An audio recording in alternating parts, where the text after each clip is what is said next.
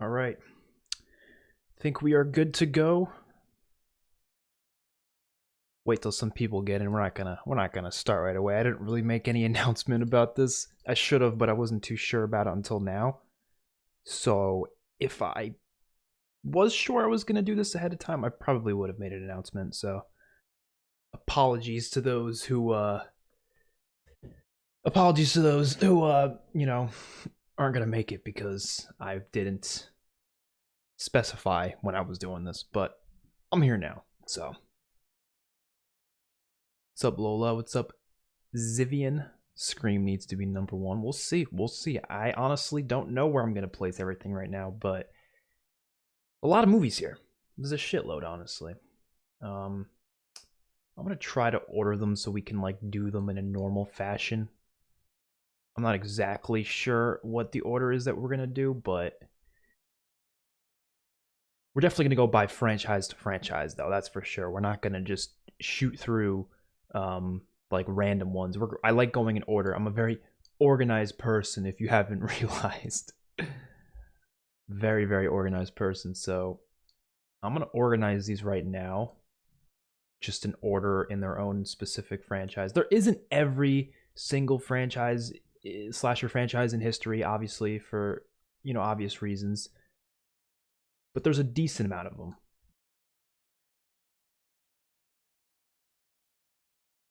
Definitely the most popular ones, at least. All right, let's order this. I like to order them in release order. To me, that just makes the most sense. So that's what we're doing right now.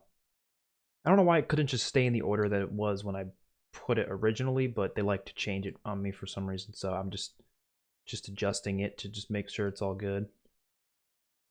There's a lot of ones in here I love. Like, we're gonna have a lot of S tier movies here.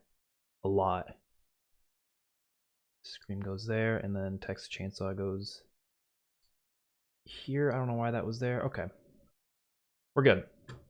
We ordered them. Oh no, we didn't. This goes here. Yeah. Okay.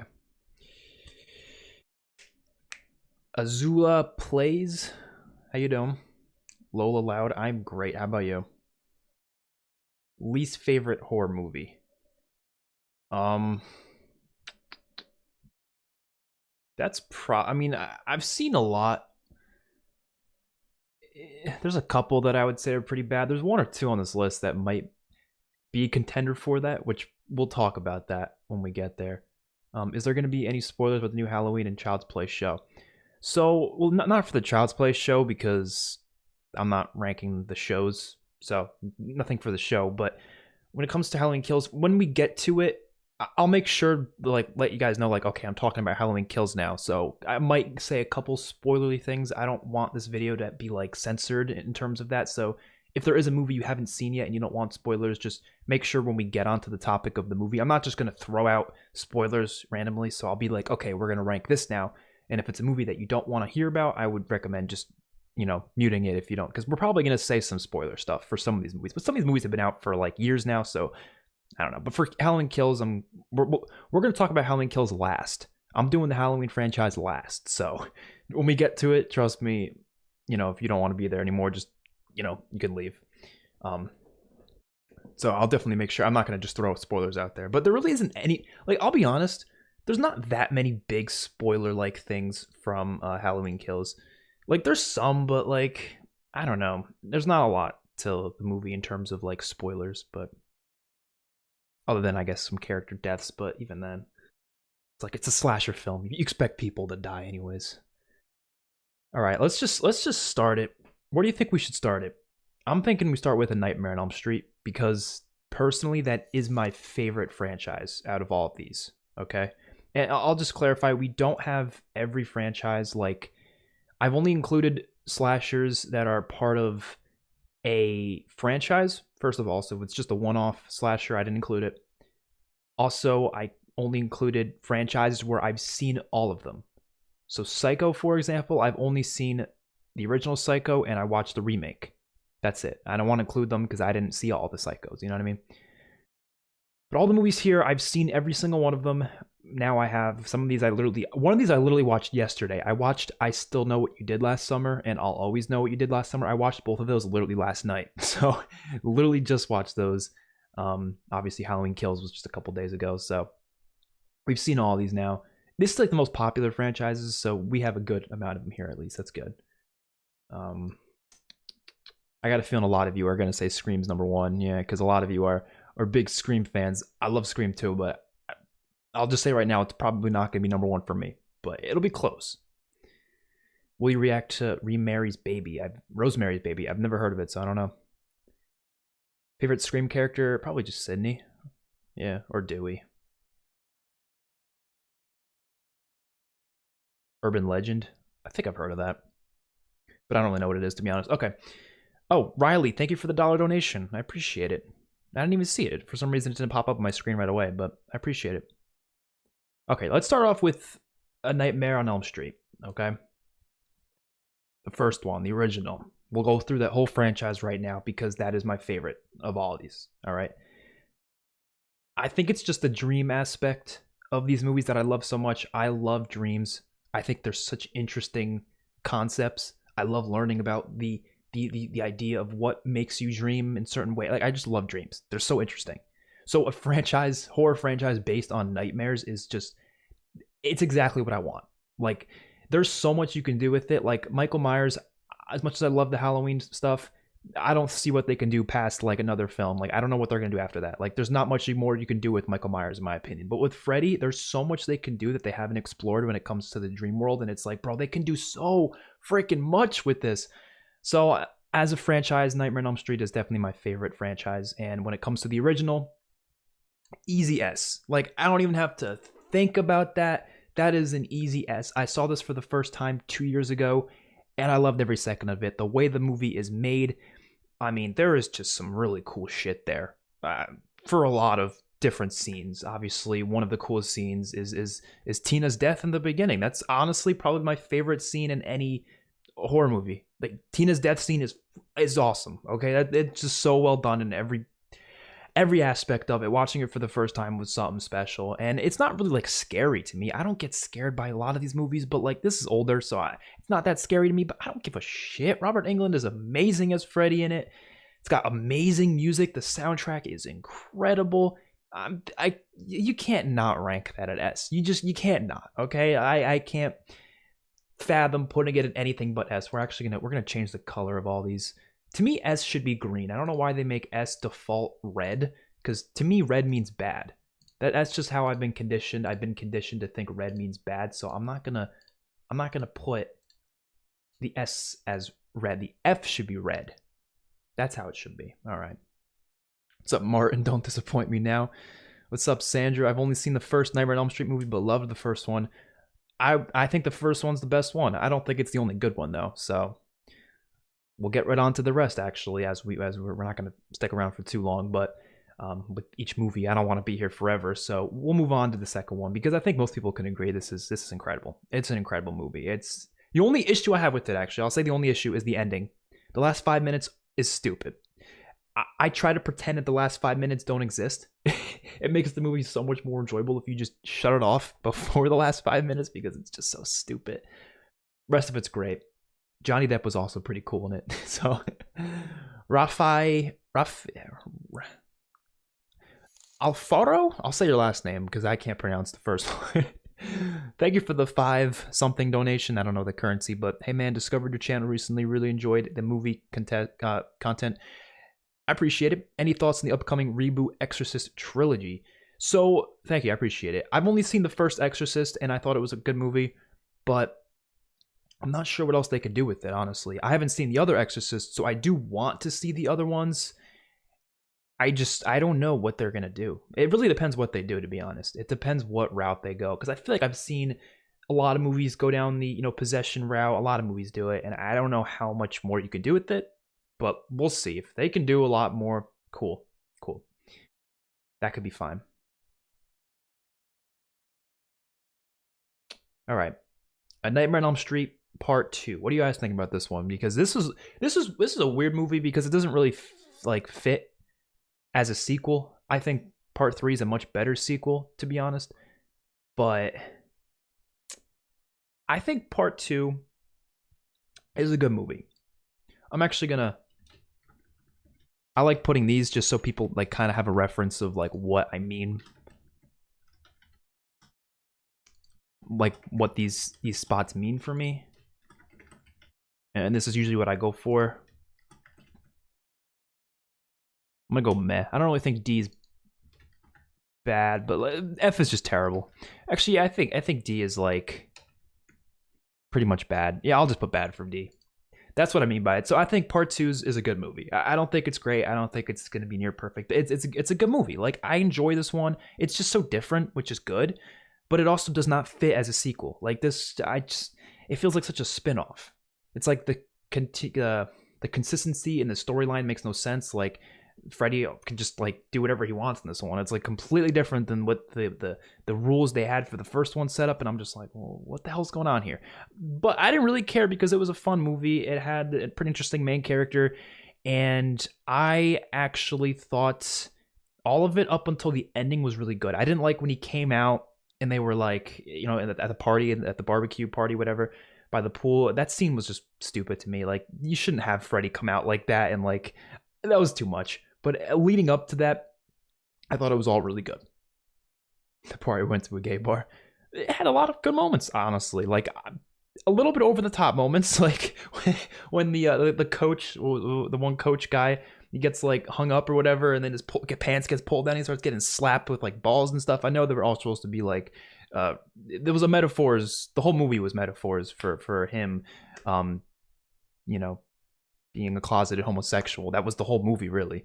That was a big metaphor. And actually, I think the actor actually was like, they didn't even intend to like do that or something, but apparently the actor actually was, and it was like, oh, we just wanted the story to be like that way, but we didn't even know you were. But I don't know. I thought it was a good movie. It's not great. If it felt more like a sequel, maybe I would like it more, and maybe if it had just overall a better story with Freddy himself, I would have liked it more. But the story with the main character, I don't even remember his name, to be honest. I liked it. It's a good movie. It is like a fever dream. It's a weird movie. It really is. It's definitely the weirdest on here. It has a great opening too with the school bus. It's a good movie. I hope you don't do Scream too dirty. I probably won't. Halloween Kills should go to F because it's terrible. We'll talk about Halloween Kills literally last. We're going to talk about that last. So, all right, part 3, Dream Warriors. I love the shit out of this movie. This one is almost just as good as the original, and I don't think this one gets enough credit. It really doesn't, because like, it's freaking good. Like, this shit is really damn good. It goes the best route it possibly can. This to me is the true sequel. Okay, this is the true sequel to the original. Obviously, one of the main reasons because Nancy comes back, so obviously it feels more like a sequel.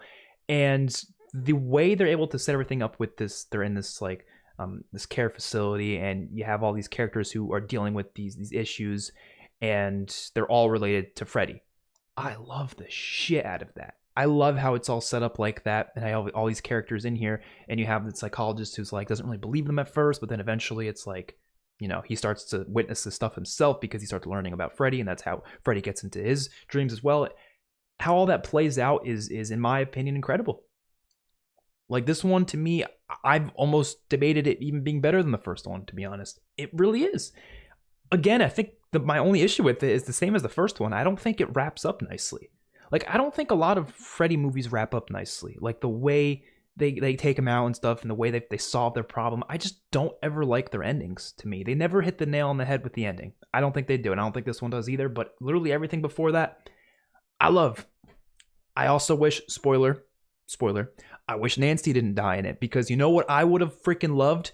You know how they're doing the Halloween sequels now with, you know, taking place after the first one? I would love a third film that forgets everything that happened after 3, and we get one like now, and like Nancy comes back, Heather Langenkamp comes back as Nancy, right? They did that with, you know, Wes Craven's New Nightmare, but that's a totally different thing. That's not really like the same, you know, universe. I would have loved that, and we could have had this full trilogy complete with A Nightmare on Elm Street, then Dream Warriors, then some third one.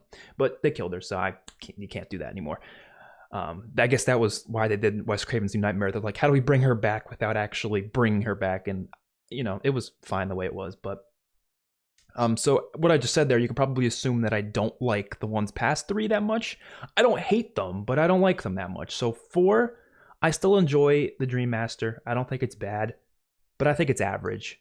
I think this is when the Freddy movies started to get like over the top, but not in a good way. I think over the top can be really great, but I don't think this one was good in its over the topness. Some of the kills were great. I love the creativity. It's a colorful, fun movie, but that's really it. It's not really like a good movie. It's just fun, and that at least makes it average for me that it's fun. So I'm like, you know what? I'll give it C. I'll give it an average because there's a lot of fun stuff to this movie. I think the replacement for another spoiler, the fact that they kill off all the characters from 3 in the beginning was stupid. Like that to me was really stupid. Like you bring back these great characters like Kincaid and Kristen, and I forget the other, was it Joey? You bring these great characters back and they're just like, they die in the first like 2 minutes. It's like, why? You could have expanded upon them in this one and they could have been good parts of the story. And the new characters, I don't think were all that interesting.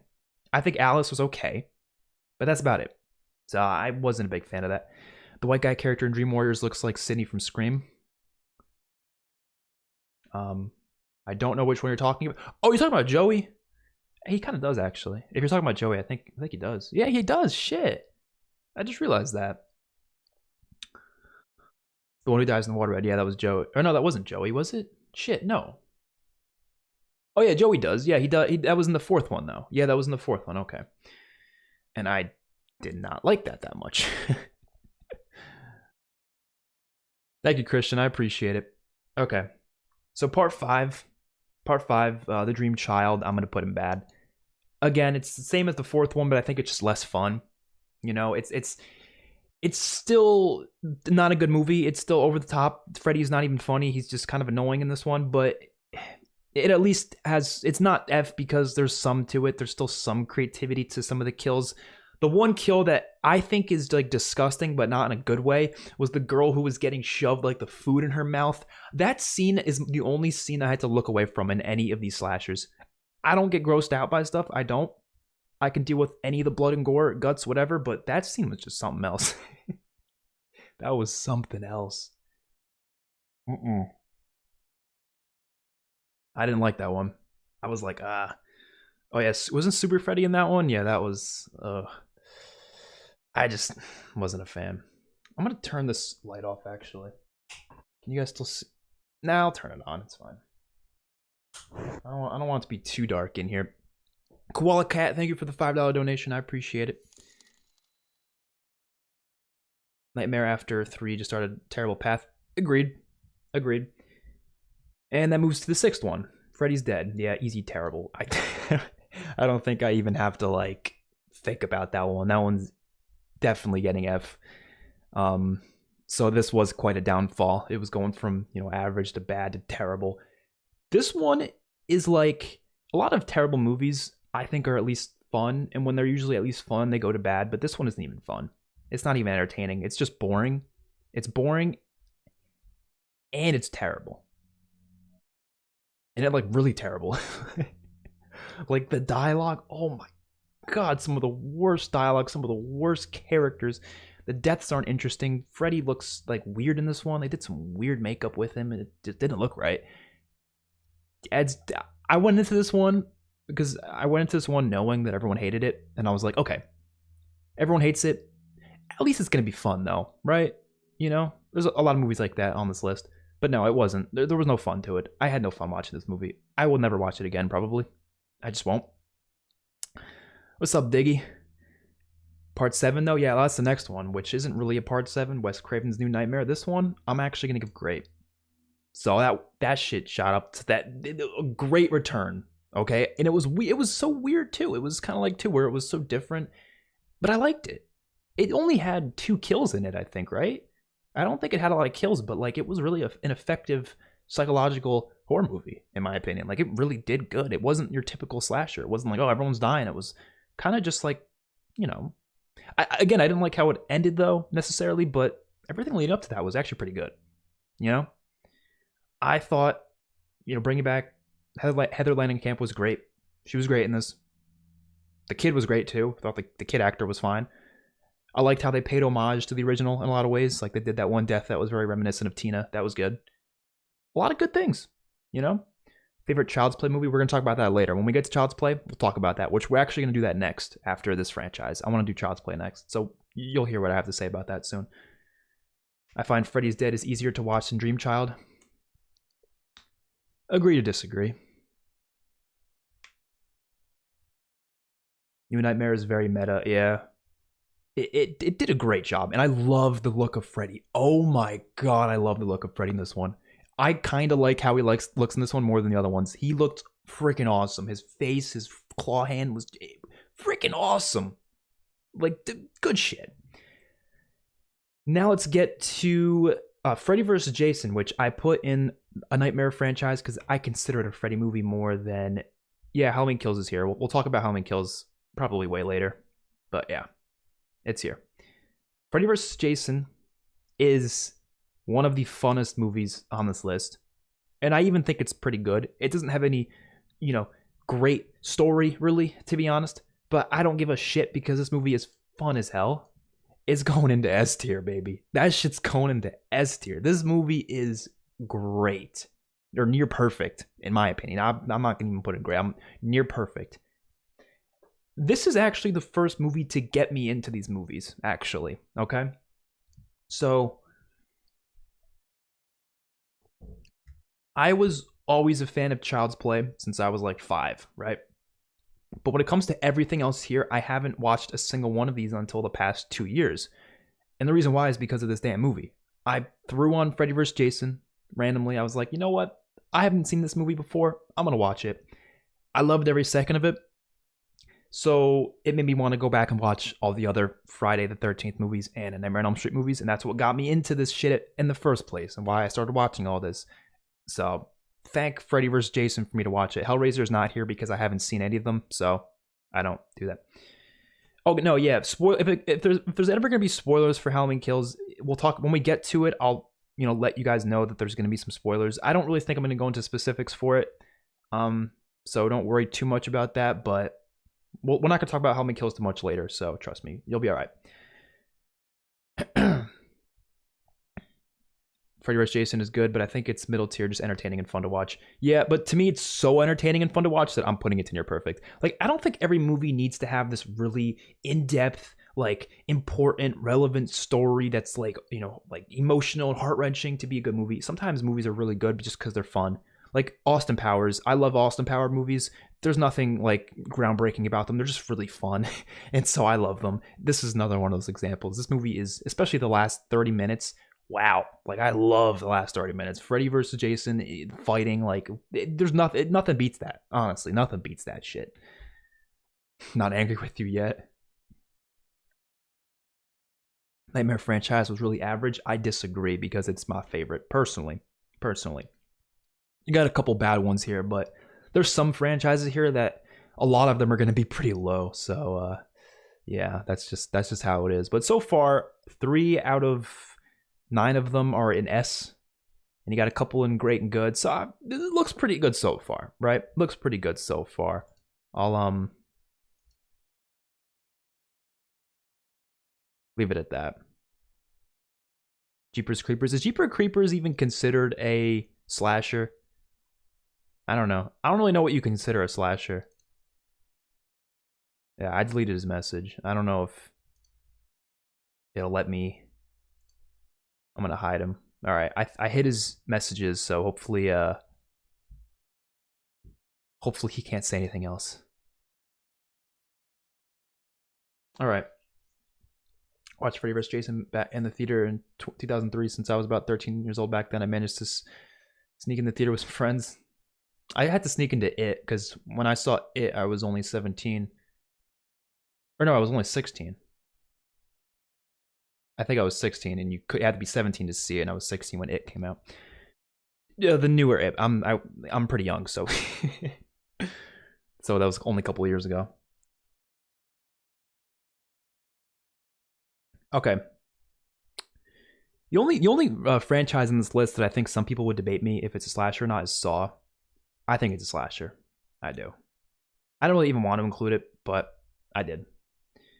And I was gonna binge all the Psycho movies, but then I realized some people want to see me watch Psycho 2 for a video, so I was like, I guess I'll just not watch rest of the Psycho movies just yet.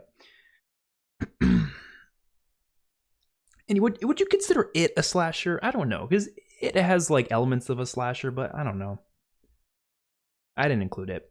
Okay, let's do Child's Play next, because I got some unpopular opinions with Child's Play that I know are gonna trigger some people, and that's okay. Do you relate to being a Libra? Nah, not really. I mean, I don't really know. I don't really follow astrology all that much. Like, I just don't. It doesn't really affect me. You should react to the original It. I've already seen it. I've seen all the It's.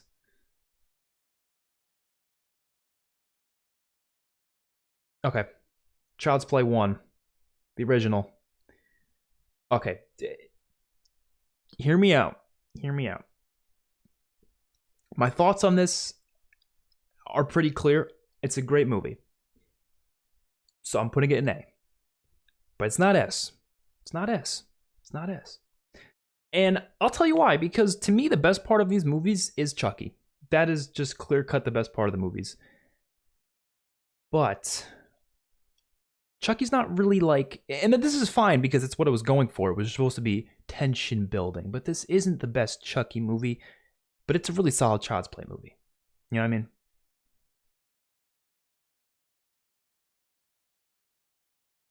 I think it's just great. I think it's just great. I wanted to even say it's between this and this and this, but I'm gonna leave it in great because I think over time I've appreciated this one more. It was never my favorite growing up. Just keep in mind, Child's Play, I've seen all of them when I was young, except for the newer ones. Obviously, I didn't watch those till they came out. But when the first 5 Child's Play movies, I've watched them all when I was like 6 years old, pretty much. So these are like nostalgic to me. Nostalgic as shit to me. Okay. But this one was never my favorite growing up, just because Chucky wasn't really like doing that much in it until a couple different scenes here and there. He was, you know, and those scenes were great. So you got to give it credit there.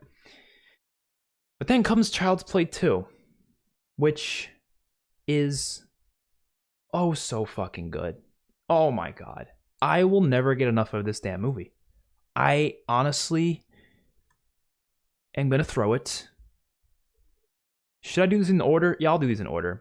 I like it more than Dream Warriors, but I don't think anything's going to beat this for me, at least right now. But Child's Play 2 is it's one of my favorites.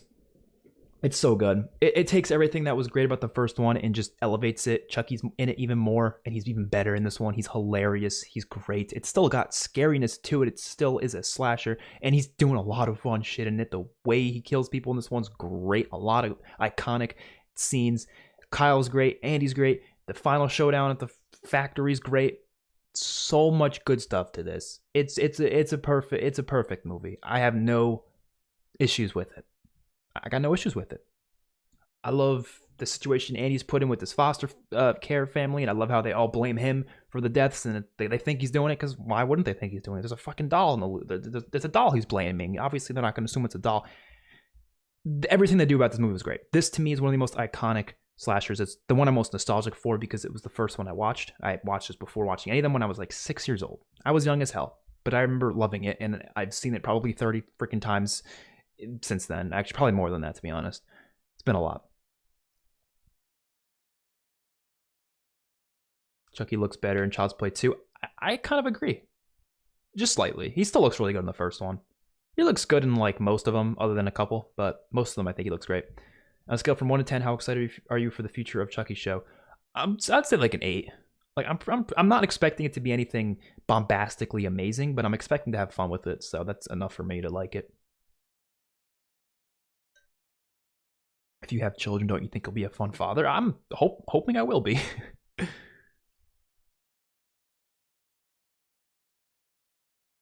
Okay. Now let's do Child's Play 3, which I don't like this nearly as much as other people do, to be honest. Like, it's not one that I would rate that high, but I would not rate it low either. I'm going to give it good. I love the ending of this one, the last, like, 20 minutes, but I don't really like the first half of it. I think there was so many better directions they could have gone with a Child's Play 3 movie, but I think the ending makes up for it to me. So that's why I like the ending a lot. The kills were pretty bad in this one. Come on, they got some of the weakest kills. Like the one guy has a heart attack. The one guy just gets strangled. A lot of good quotes though. He's got a lot of good quotes in this one. So if you like quotes, that's cool. But he doesn't have enough in it to me to love it as much as 1 and 2. So I'm just gonna throw it in B, because it's at least like the Child's Play movies are some of my favorites for sure. So I got to give it some credit there.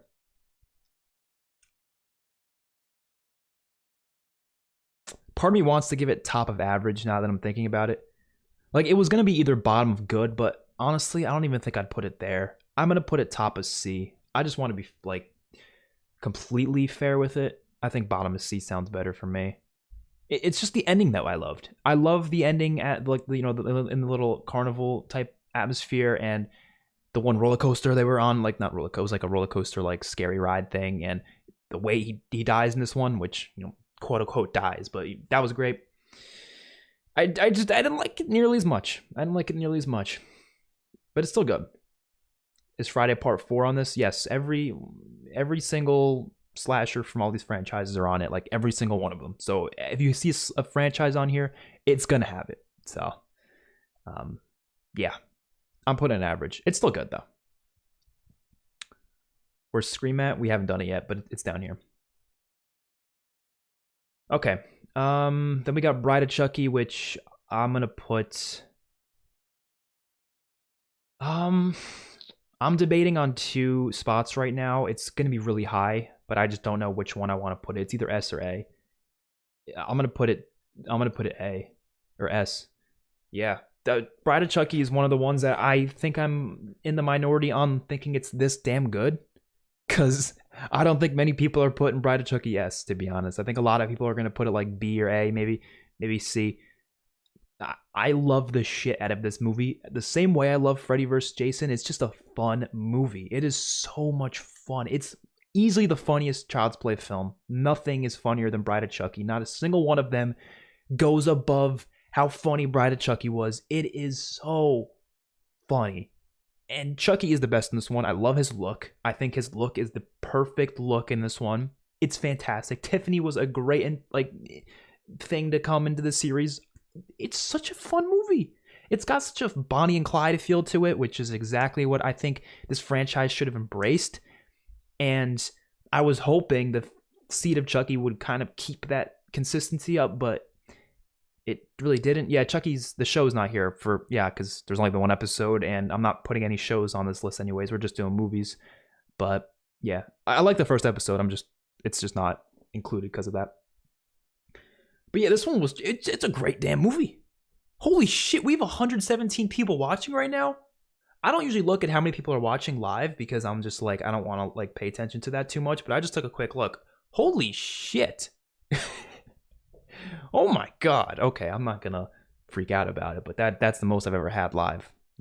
Most I've ever had legit, because I've had people come into my stream and like put bots on my stream before, and I just like, it shoots up to like 1,000 viewers, and I'm like, what the fuck? I was like, I remember I was freaking out. I was playing like Star Wars Battlefront 2 or something, and it just shot up to 1,000. I was like, well, 1,000 people are watching me right now, but in reality, like 3 people are watching. But it just whatever. But thank you all for watching. I appreciate it. We'll do Scream soon. Ronnie, you directed both Bride of Chucky and Freddy vs. Jason. Yes, he did. Yeah. So that clearly I like his directing then, because I love both of those movies. But then we get to Seed of Chucky, and honestly, I don't think it's nearly as bad as people say it is. But I still don't think it's good. So I'm gonna say top of bad. I don't think it's terrible though.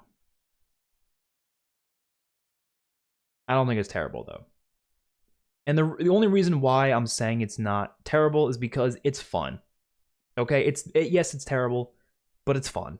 And terrible but fun usually will shoot it up from being terrible to bad. So it shoots it from F to D if it's at least fun. And this movie's fun.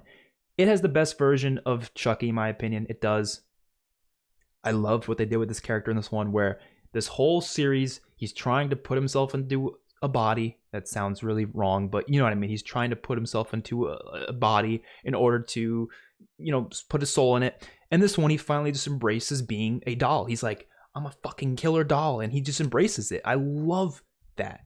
That was the best part of the movie. That was one of my favorite scenes in any movie from this thing, but everything else about the movie is not very good, though. It's got a pretty stupid story. It's got really terrible dialogue. The comedy's not really nearly as funny as Bride of Chucky, so it definitely fumbles the bag in a lot of aspects. But what they do with Chucky was great, so I like it for that. But everything else, yeah, not that good. So I can't really give it much credit in any way, shape, or form. Found your channel off that Halloween Kills reaction. Oh, so you're very new. I appreciate it. Seed was by far the worst. I agree. Will you do the Exorcist rankings? I've only seen the first one, so I can't really do that. I do plan on watching the rest. Probably not on the channel because I don't think people really like the other ones that much, but I want to watch them at some point. Yeah, it's a fun movie. I'll say that. Curse of Chucky. Curse of Chucky. This was such a damn good movie. I'm putting in an S. That's right. 3 freaking Chucky movies in S. I love these movies. This is my second favorite franchise here. So it's going to happen. I'm sorry. I love Curse of Chucky. It is the best work Don Mancini's done so far, in my opinion. He did the 5th one in terms of like directing. He did the 5th, then this, then Colt, then he's doing the show. The show has not surpassed, I mean, there's only been 1 episode, but so far I don't think it's surpassed Curse from just 1 episode. But Curse Chucky's freaking great, okay? Curse is great. It is definitely a return to form in terms of the horror aspects of it. And like I said for the first one of my negatives was that Chucky wasn't in it all that much, which is true for this one. He really wasn't. But as a horror movie, just as a slasher, just the tension building was perfect. Was perfect. Will Marshall, why you a dick? You spelled "you're" wrong, by the way, but that's okay. That's all right. Yeah, I've heard Exorcist 3 is really good. I have heard that, so I'm excited to watch that. But I still don't think many people are interested in watching me watch it, though. But at some point, I will. Just, I don't know about it on the channel, you know? This channel is a safe place for Bride of Chucky fans. It's a safe place for anyone, but are you watching the Chucky TV show? Yes. I already did a reaction to the first episode, so you can watch that on the channel. Check that out.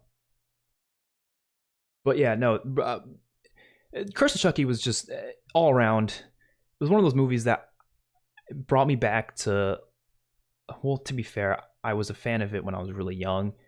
And then this came out when I was 13, I think, so I was still pretty young. So like at that point, I was still pissing my pants from these movies. And this one did creep me the fuck out. Great soundtrack too. And I love the origin stuff they started to do a little bit, which some people didn't. Some people said that was stupid, like inclusion. But I like how we actually had a connection to these characters with that little origin story they had with him. I thought that was brilliant. And I kind of wish they expanded upon that more. In Colt, they really didn't, but I thought it was great. Nika was fantastic. Because one of my biggest nitpicks with these movies is it's a freaking doll. You can outrun a doll. You can take on a doll. But because Nika's in a wheelchair, it makes her a lot more vulnerable to him. Can you block the... Oh shit, yeah, I got you. I didn't see that. Alright, I think I deleted it. And I think I blocked it. See, there's not like a easy block option on YouTube. It's like, it says user hidden, but I don't really know if that means block or not. I hope it does, but I don't know. I don't really know what it means. But I got you. I didn't even see those. Okay. So yeah, what was I saying? Curse was great. Another thing I didn't like that much actually was actually one of the only things I didn't like was I didn't love the look of the doll in this one. I thought he looked kind of weird. He looked like I know it was intentional because he was like covering scars up, but even when he took that off, it still just didn't look right. But and CGI. They had some stupid CGI in this movie in a couple scenes. Not that it was bad CGI, it kind of was. And it was just like, why not just keep the animatronic? You don't need to do CGI for those. It was like 30 seconds of the movie, though. It's not a big deal. But it was still kind of like, I don't really like that all that much. But whatever. Cult of Chucky. I do not like this movie. I do not like Cult of Chucky. I was so excited for it, waiting so long to see another Chucky, and I was just like, what is this? I don't hate it, but I don't like it. There's so many things. Is it average or bad, though? I think it's bad. I do. I hate that I'm putting it that low because it's like, I don't want to. But there's so much about this movie that just does not feel like a sequel to Curse. My dog's barking, by the way. I don't know if you hear that. Curse was pretty scary. For like, Chucky standards. I don't get scared by these movies, but like, for a Chucky, it was scary. So I like that a lot. The Chucky movie you don't like, finally. Well, also Seed, but the Cult of Chucky, I just had so many issues with it. One thing, for example, the kills were so over the top, ridiculously like I like over the top kills. I do, but not when they're just like, they take you out of the moment with how unrealistic it is. I know it's a freaking killer doll talking. It's not really supposed to be all that realistic, but the kills can be somewhat realistic if it actually wants to feel like in any way, shape, or form real. The one kill which bothers me the most, when he like smashes that thing on the floor, it was like something, and it goes into the ceiling, and the glass comes down, and a piece of glass chops off this woman's head. What do you, like, what? Like, okay, that could kill her, yes. But the glass would not chop off her head. It wouldn't clean cut off her head. That doesn't make any sense. That is the part of it that I was like, this is a little ridiculous. That took me out of the moment, for sure. A couple of the kills were like that, too. And I hate saying this because I appreciate the actor. I appreciate, what he's done, but Andy's actor, I forget the guy's name. He was not very good in this one. I hate to say it because he was great as a kid in the first two, but I feel like it almost felt like he was like forced to be in this movie, but I doubt that was the case. I'm sure he loved to be in it, but like every scene he was in, it sounded like he wasn't even trying. And I was like, I can't take this character seriously. I didn't like the whole cult part, him transferring the doll into others. It just got way too convoluted. So yeah, I didn't like Cult. I thought it was disappointing in a lot of different ways, unfortunately, even though I'm still, excited to see where the franchise went from here. And I think they're picking up well with the show because the first episode was pretty good. So they're picking it up. They're picking up the pace, putting things back into motion. If I could say something I did like about this movie, I like the atmosphere. I like the location of the movie. I thought it was a cool, like the whole white like walls and stuff because it was in that psychiatric facility. I thought that was a cool facility, and a couple of those characters were kind of fun to watch too. So there was some stuff good about it, but a lot of stuff I didn't like about it. Child's Play remake, the old reboot. This one gets a lot of hate, but in my opinion, it gets hate for reasons that it does not deserve. If you hate the movie for legitimate reasons, that's completely fine. But I feel like 95% of the people who hate this movie say they hate it just because it's not Brad Dourif and it's not the original Chucky. And I don't think that's fair criticism. I don't.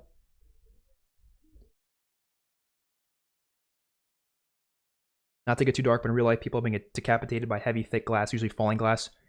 It depends on the situation. Like if we're talking really high up glass and it's like really thick, maybe because it has enough momentum to come down, maybe.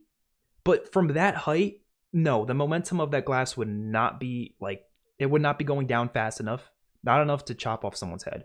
And it didn't even look that thick. And even if it was really thick, the worst it would do would stab into her throat and probably kill her. But it would not do a clean cut and her head would go flying across the room. No, I can't, no, that's just no. Why are people calling Halloween Kills woke? There's nothing woke about it. We'll talk about Kills later. Well, we'll talk about Kills later. I see a lot of people are already talking about Kills, but we'll talk about it later. I don't see the woke part. I don't get that, but whatever. Okay. Child's Play remake. It's underrated, yeah. Like, yeah, I see people like it's a hot trash as insult to Don. I just don't believe that it's a fair criticism to just say, oh, because it's not the original Chucky that it's bad. You know what I mean? It's the same like people giving some movies criticism just because it's like a new actor playing some role. It's like, I don't think it's fair. I think this is a great remake because it takes what the original did and does it completely differently. It is nothing like the original. Nothing like the original. And I appreciated that. I would have hated it if it was the same as the original. I would have hated it if it word for word copied the original and just did the exact same thing and was like, okay, this works, so let's just do this again. But this movie doesn't even feel like a Chucky movie. It's very different. Completely different. Super Salt Chaser. I don't see how you got that from that movie at all, but to each their own, because that's not the message they were going for at all. And even if that was, I don't think that's a woke message, really. Like, but okay. But that's not the message the movie was going for. There was one scene where Lori or someone, was it Lori? I don't know. Someone was pissed at the police not doing their job perfectly, but like I don't think that wasn't the message. I wouldn't say that.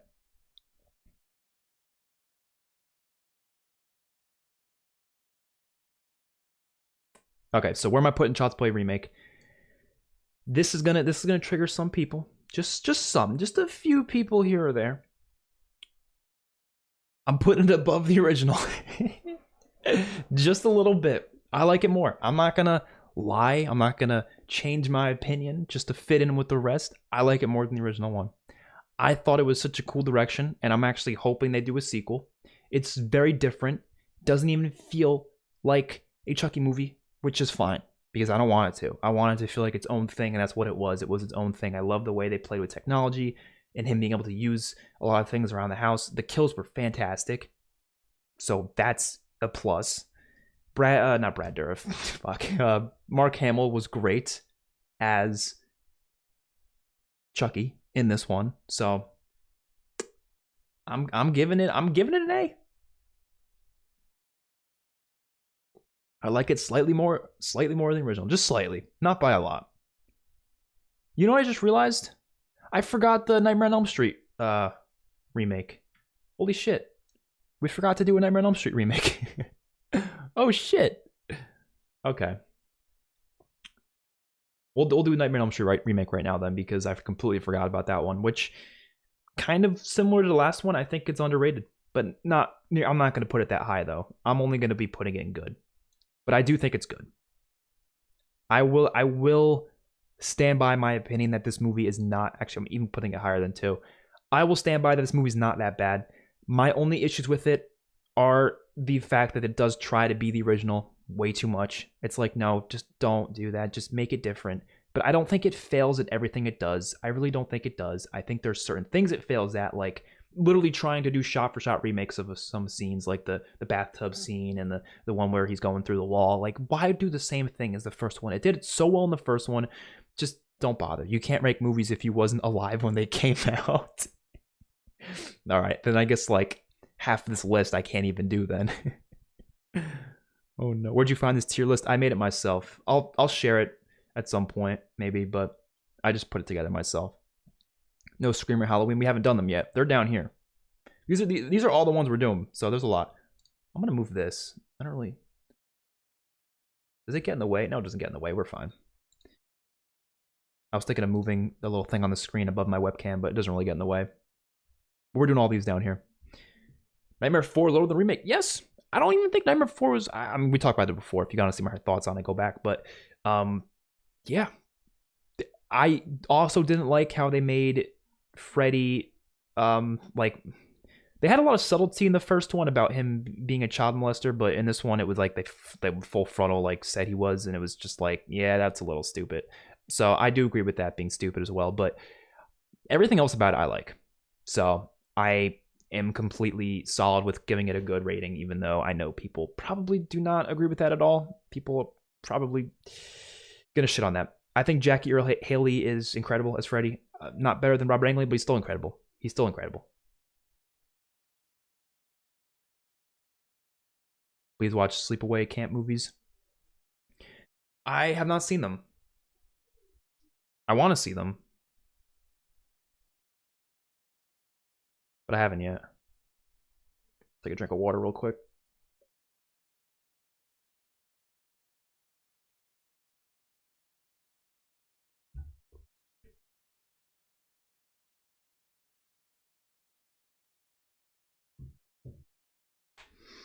Dude, everyone wants to talk about Halloween Kills. Just to aggravate you guys, I'm gonna do that last. We're gonna do Halloween Kills dead last. So you'll be waiting another hour at least until we get to Halloween Kills.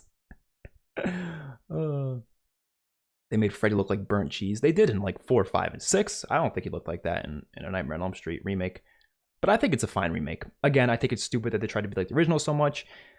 But everything else about it I liked. I think the ending was actually good. This is the only good Nightmare on Elm Street ending in my opinion. I think it was actually a solid way to finish it out, to be honest. Yeah. But everything else was fine. Yeah, I haven't seen Sleepaway Camp. Nor have I seen the Slumber Party Massacre, which I heard about that.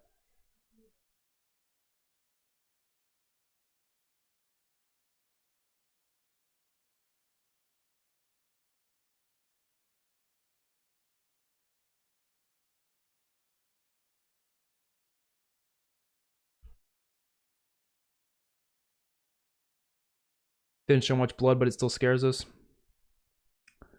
Ranking Child's Play films. Yeah, we already did that. I agree in the remake. People just fanboy out and don't see the movie for what it was. Yeah, I think people give remakes too much shit a lot of the time. Sometimes it's justified, but sometimes I'm like, I don't know.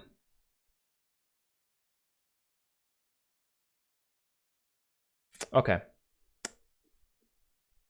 I'm sure a lot of you want to see Scream next, because I'm sure a lot of you just want to see my thoughts on Scream. Which, if you watch my my reactions, you probably already know my thoughts on them.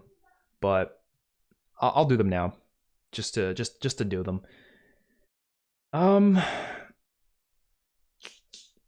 Scream 1. It's gonna be high. It's not gonna be 1 though. I know a lot of you are gonna say 1. A lot of you are gonna say 1. It's not 1 for me. It's not 2. It's not 3. It's not 4. It's gonna go an S.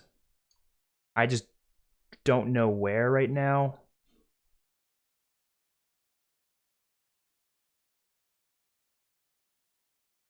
I'm thinking S. But I just don't know where. Like, I don't know if I want to put it higher than Bride, because honestly, I love Bride a lot. It's hard for me to put it higher than that one, but there's so many good things about this movie. It's one of the most unique horror movies for its time in terms of what it was doing with like the whole, like, I mean, there's a bunch of references to other slashers out there, other horror movies out there, so I thought that was really well done. But I still think I prefer like these just for the other things that they do. So it's hard for me to put it higher than them. But I still think it's S. For sure. I wouldn't put it in like front. Definitely not higher than the Chucky movies. The ones I have in there. Yeah. It's going to be hard to rank them in between the tiers when we start adding more stuff, but there's a lot of stuff in S right now. Shit, there's a lot of S. Bride didn't need to happen. Scream did. You know, fair point. But does anything really have to happen? I don't know. I don't know. All right, Scream 2. I'm gonna put this right here, right in between those two. I saw a lot of people saying, well, not you guys, because a lot of you guys were praising Scream 2 ever since I watched the first one, but I saw a lot of people online saying that every sequel after Scream 1 was trash. I don't know how people thought that, to be honest, because Scream 2 is freaking great. I don't think it's, you know, as good as the first, or even really that close to it. I mean, it's pretty close, but this was doing really cool stuff as a sequel. Like, it wasn't feeling redundant at all, because it was very different. It was college setting for starters, so that changed the feel of it up completely, which is exactly what these movies should do, which is great. And Sydney and the other characters did not feel like I wasn't getting sick of them. I wasn't like, oh, I'm getting tired of seeing these characters. No, I was never getting tired of them. The new ones they introduced were also great. The reveals at the end were also still really surprising. It was not at all guessable, at least in my opinion. I did not see any of it coming. I did not expect any of them to die or any of them to be revealed the way they were. Like, I had my suspicions throughout the movie. Like, I was like, oh, maybe it's that lady. And I kept saying, oh, it's definitely that lady. But then at a certain point, I'm like, oh, no, it's definitely not her. You know what I mean? And then it was her. And it's like, what the fuck? So I love how I was able to do that. And then the other guy that was there, I only suspected like once. And then I was like, oh, he's probably not it. And the movie does a really good job of making you just second guess yourself. First one did that too. Second one did it really well as well. I don't really see it being that much inferior to the first one, but it's just slightly inferior. Just because it's not as original and it doesn't have the same, I would say, better reveal in the first one. Even though the second one still reveals great. I just think the first one was a little bit better. Just a little bit. 3, on the other hand, I liked it a lot more when I first watched it, but I think as I thought about it more, it just was a little bit less enjoyable. But I don't think it's even gonna go an average, to be honest. Because, like, even this one, I still thought was, I don't know, actually, you know what? I think it would go top of average. It's not bad. Definitely not bad. But my issues were for starters, there was a lot of just, like, weirdly out of place things that did not fit the universe at all. Like, there was a sense of realism to these movies, and I feel like this one just kind of threw that out the window, especially with that, like, voice changer that just could literally imitate anyone's voice, and it's like, that seems a bit too much. I don't think it was terrible for that, but it definitely brought it down a little bit. And some of the situations were, like, weird in terms of, like, the characters and where they're placed. Like, the first 2 ones did a really good job with that, where, like, they did not have any inconsistencies where the characters were at what times, but the third one felt like there was a couple of moments where it was like, how did this person get there? How did that person get there? Some of the stuff was a little bit iffy.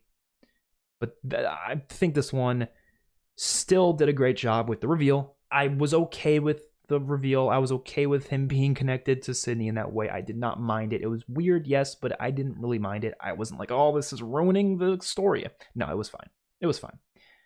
But there was a lot of stupid things about the movie too, which took me out of it a little bit. But I thought it was fine. I thought it was fine. So.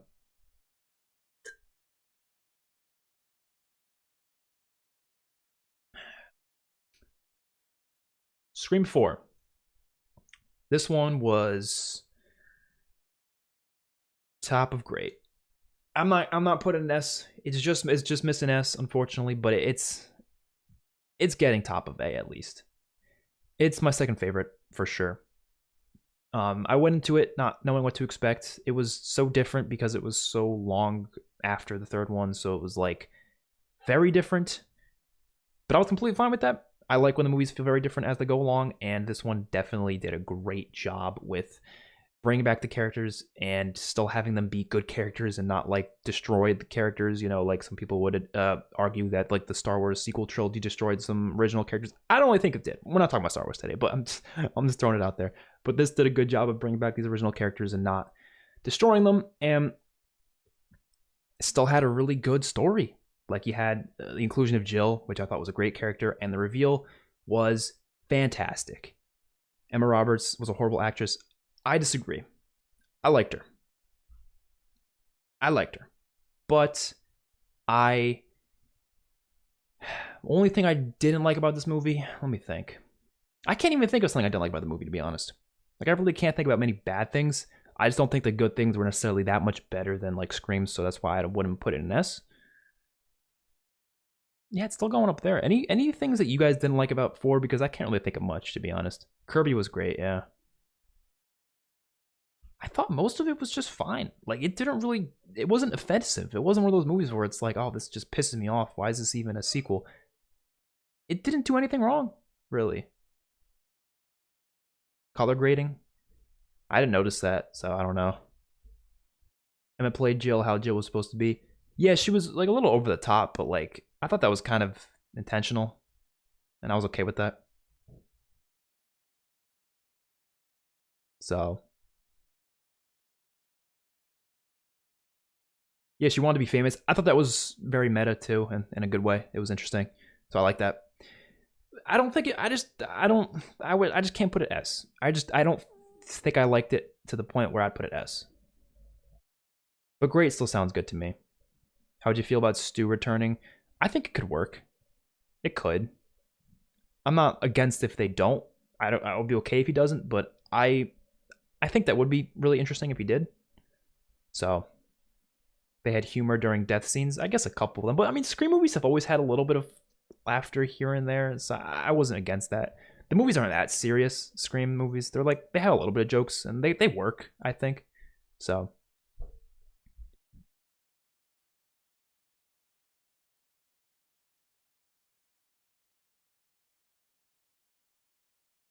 All right, which one should we do next? I'll let you guys choose. We're not doing Halloween next though. Halloween's gonna be dead last, so don't ask for Halloween right now.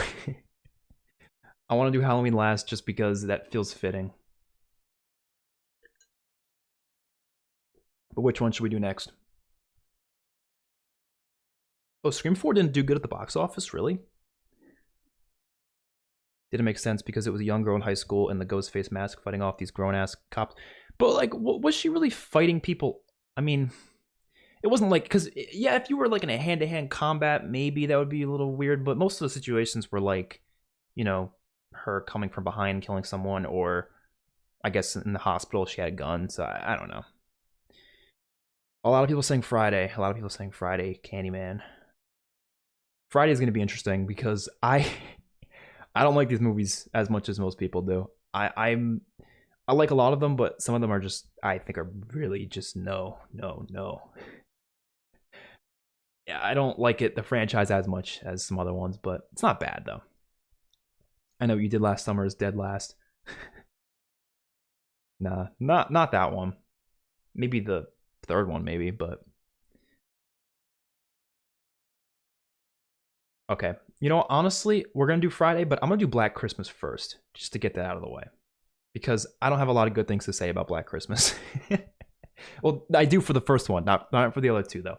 But the first Black Christmas, we'll do that. We'll do that. We'll get it out of the way. So Black Christmas, the first one, I reacted to this. So if you want to see my reaction to Black Christmas, go check that out. I thought it was a good movie. It's I think the oldest movie on this list, right? Yeah, it's the oldest. Or no, it came out the same year as Texas Chainsaw Massacre. So I don't know which one came out first, but it's one of the oldest on here. And it's got a lot of good shit to it. It's not, it's not centered around being like this, gruesome, gory movie. It's just like a really tension building movie. And it's like really scary for a lot of people because it's like a situation where you got these sorority girls there, so it's definitely gonna be relatable for people who are in that situation where they're living in a sorority house and they have creepy men doing creepy shit to them. And I think it really does a good job of portraying that.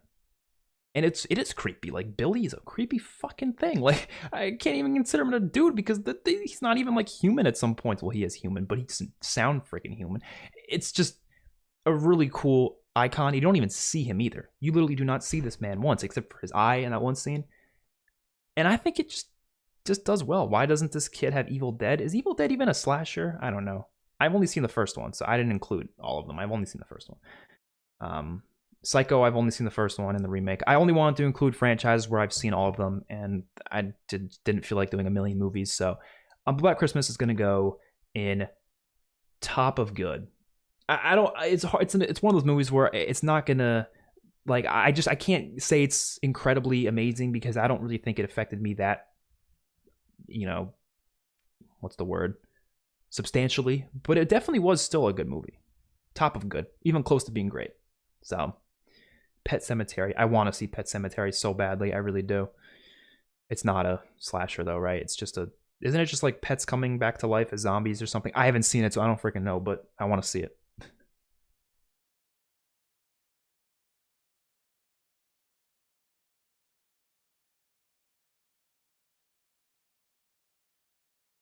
Yeah, okay. Supercell Chaser, I won't block you, but if you're gonna be rude to people, I will. I'll say that.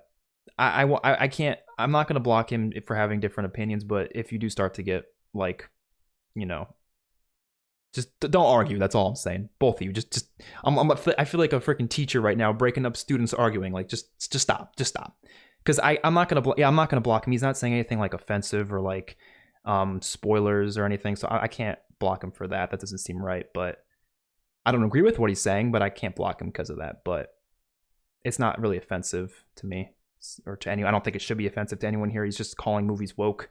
I don't agree with him for a lot of it, but just. I won't block him. Just be nice, though. Because if you start getting disrespectful, I will. So, both of you, just split it up. Split it up.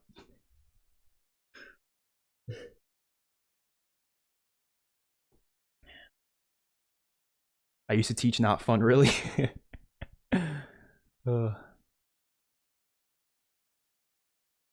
Jason is really overrated. Okay, back on track. What was I even talking about? Oh, Black Christmas. Good movie. That's fine. Black Xmas is pretty bad.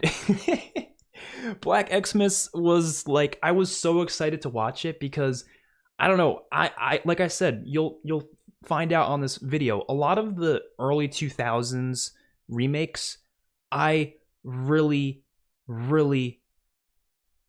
like a lot more than more people do. Like, we'll talk about Friday the 13th remake. I like it. I like Rob Zombie's remake. I like it. There's a lot of remakes from these early 2000s I actually liked. So Black Christmas, I went into it like, oh, everyone hates this movie? I'll probably still like it. But no, it's terrible.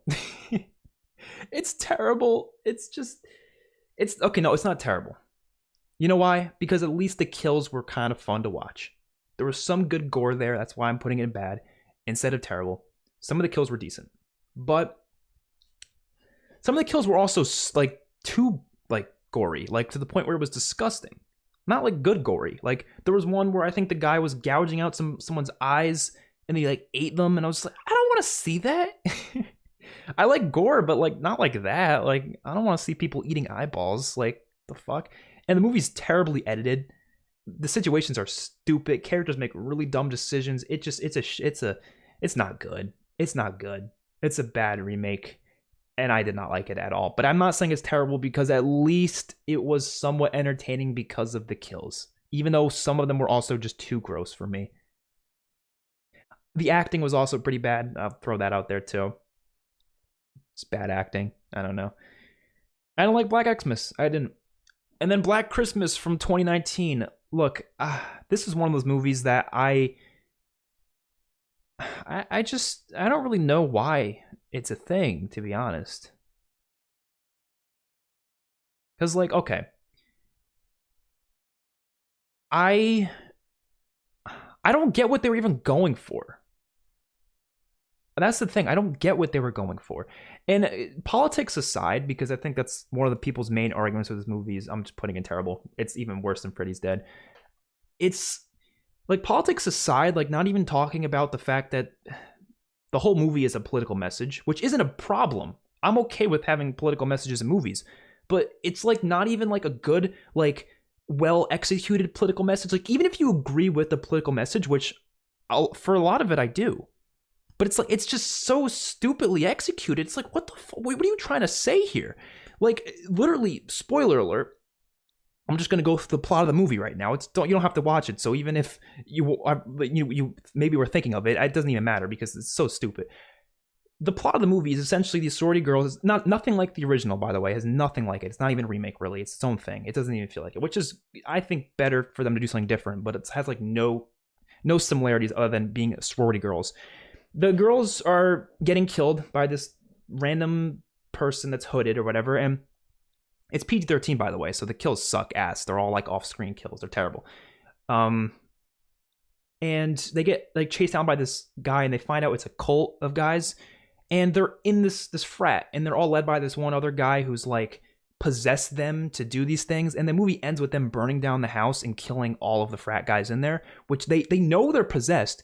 And they're like smiling about it. They're like, yay, we killed those frat boys. It's like, you just killed innocent people who weren't doing anything wrong to you. They were possessed. Like, you should have tried to fix the situation by unpossessing them. Instead, you killed all of them, and then you smiled about it. It's like, you're not likable characters. Not a single one of them. The dialogue is so terrible. It literally made me want to, like, just smash a freaking tissue thing of tissue. I have this because I have a lot of I don't use normal tissues because they're easier to just get these, but whatever.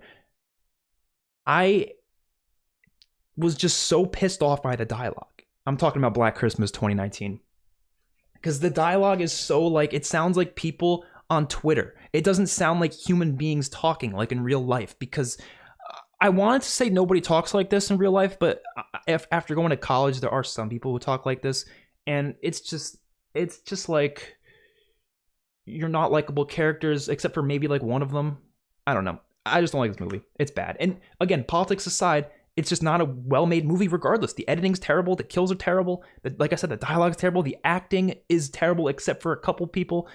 So I can't really I don't know. I just don't know what they were going for.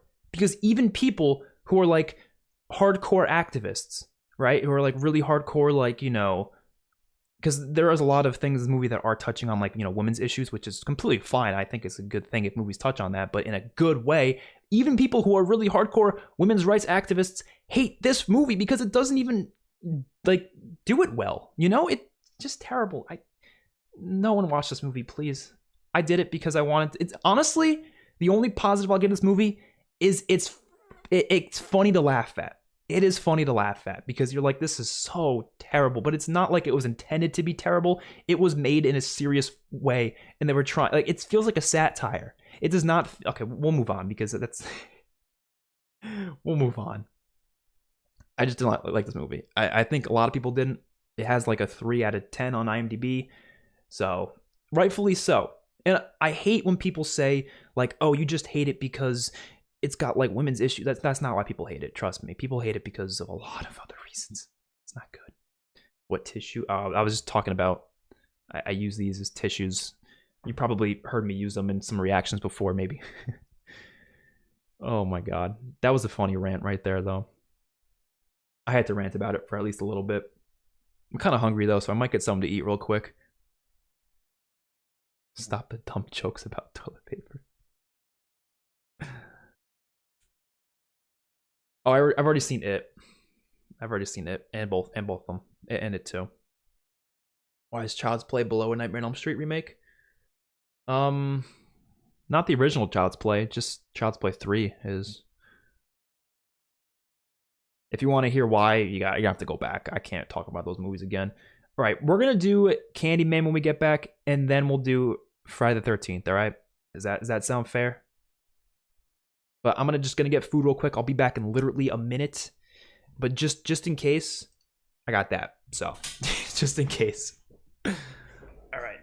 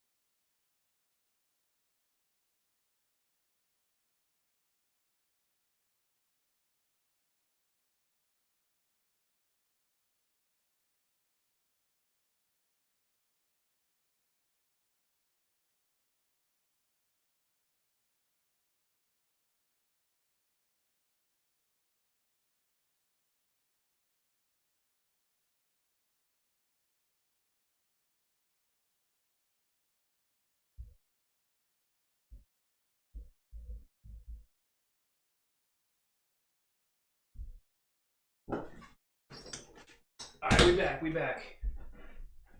Oh shit, okay. I had no time to make food, so I got a fucking granola bar. It's better than nothing though. Is Halloween Kills good? You'll see what I have to say about it. Honestly, my opinions have changed more and more after I thought about it.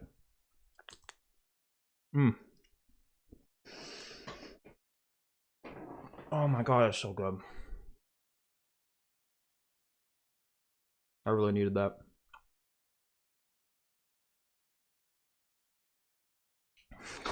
Quick midstream wank? What the fuck? Candyman. The first one from 1992. S. I'm not going to put it above Scream, but it's an S. This one's really good. I saw this for the first time.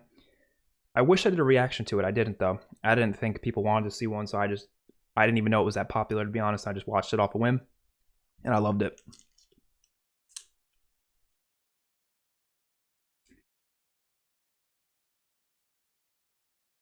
Absolutely loved it.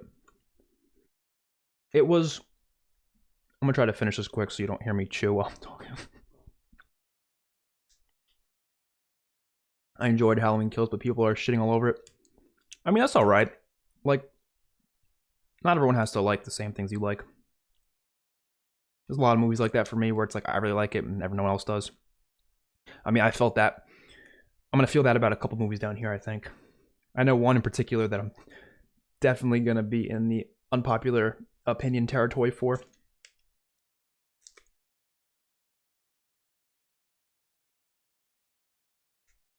Okay. Candyman did a great job with the political messages. I thought they handled that really well. The slasher himself, Tony Todd, he's fantastic in this. The voice, I mean, that shit's terrifying. That voice is terrifying. Love the look of him. I like the whole addition of the bees. And the backstory with this, they don't really get into until the second one, really that in-depth. They kind of focus on a little bit, but I thought it was cool.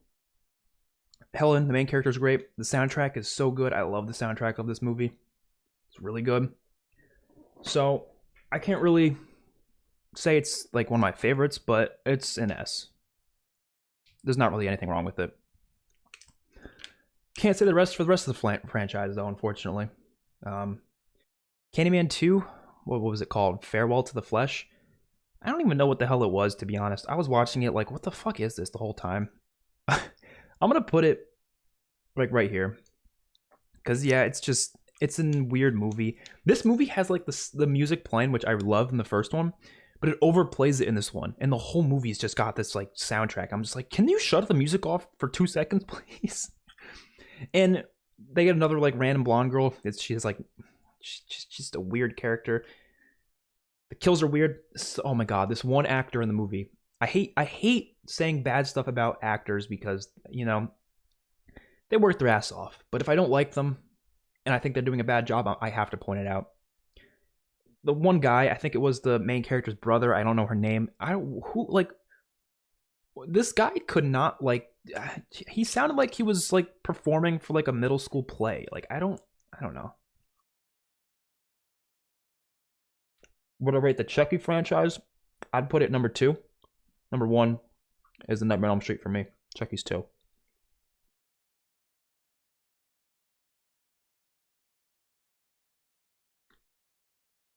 Think they cast a fashion model in Candyman 2? Oh, Candyman 3 was just what the fuck too. I think I like it more than Freddy's Dead at least, but it's not very good. It's not very good.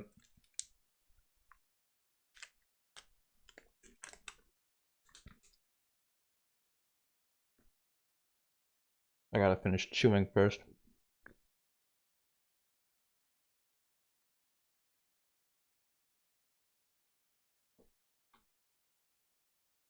It's like some ASMR stuff, you know, like.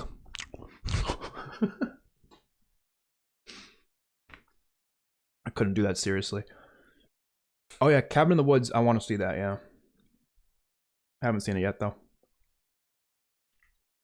So 3 takes another random blonde girl, but she's not really random. She has some connection. Well, I think she's like isn't she the daughter of the blonde girl from the second one? So the movie's supposed to take place later in the future because of that, but it just doesn't really make sense as to why it even does. But I don't even know what the hell was going on half this movie. I don't. You don't have Halloween up there? If it's not up here, that means we haven't done it yet. We're doing Halloween last, okay? I got some unpopular Halloween opinions, so.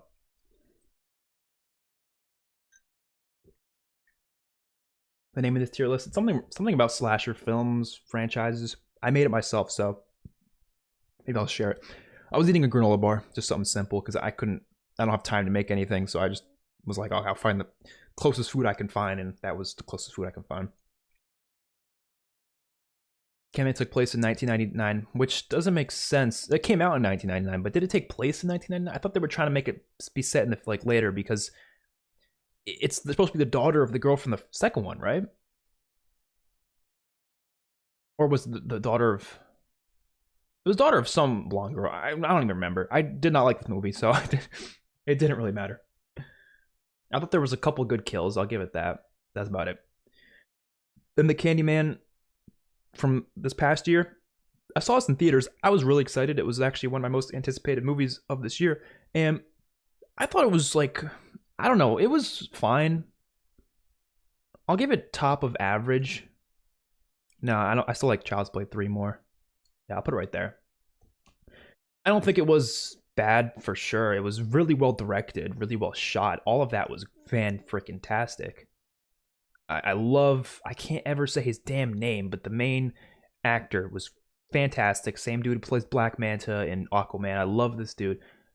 He was great. And I think he's a decent replacement for Tony Todd. I guess you could say replacement because he's kind of like the new Candyman. But even though they kind of make it clear in this movie that Candyman isn't just one person, it could be anyone, and there has been multiple ones. I do like that idea.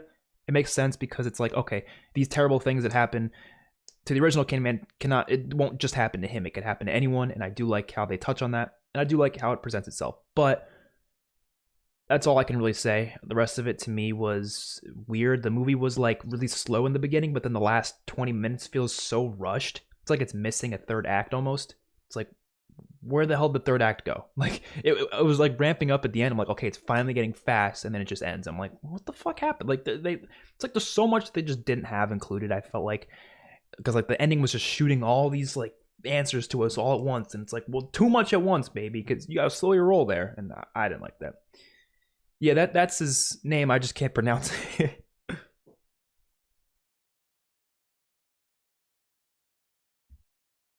Yeah, I was disappointed with it.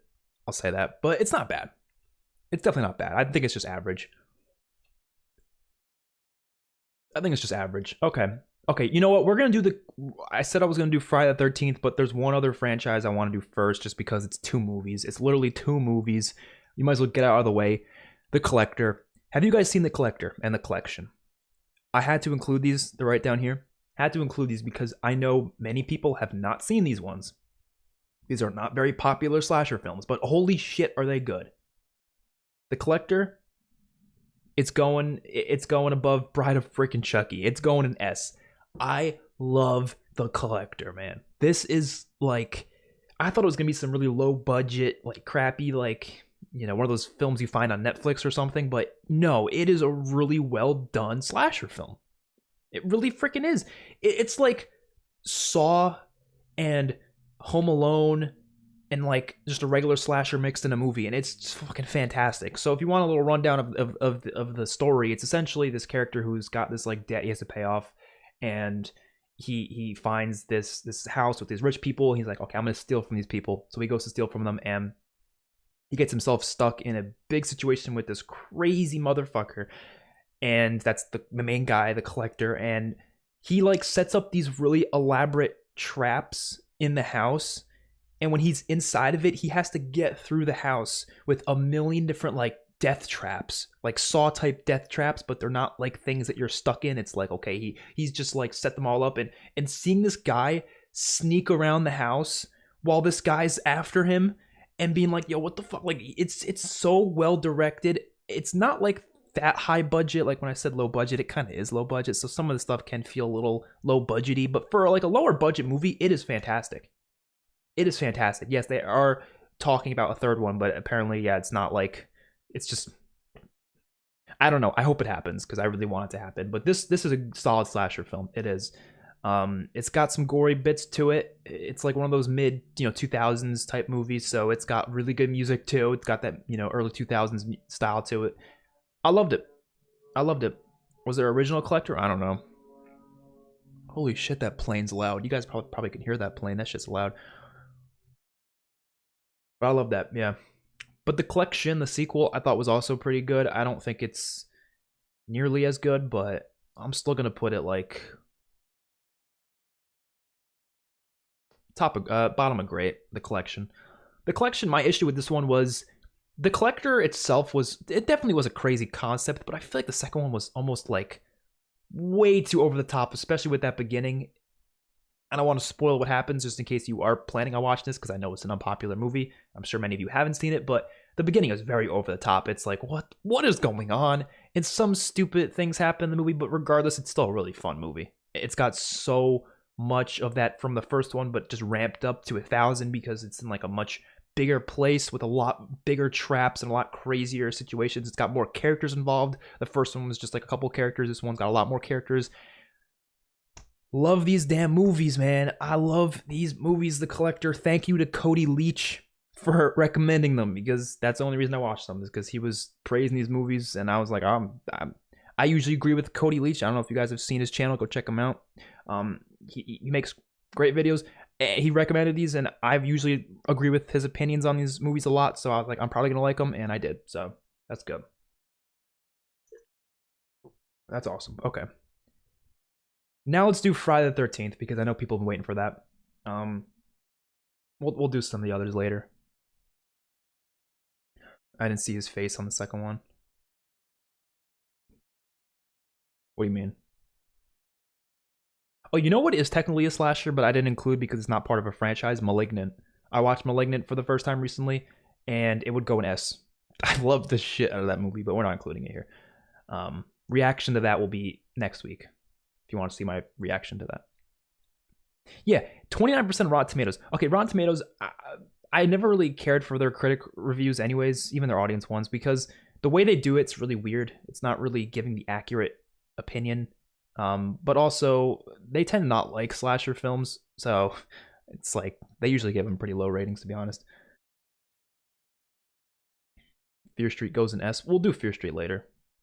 I'll just say right now, I didn't like Fear Street as much as other people did. I didn't hate it, but we'll talk about that. Some of them I liked a lot.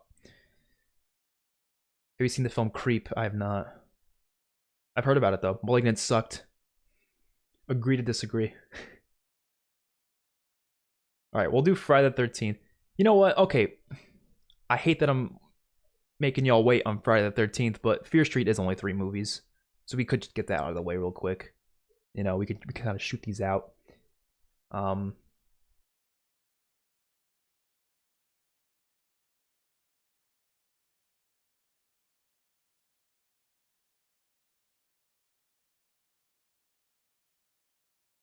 right.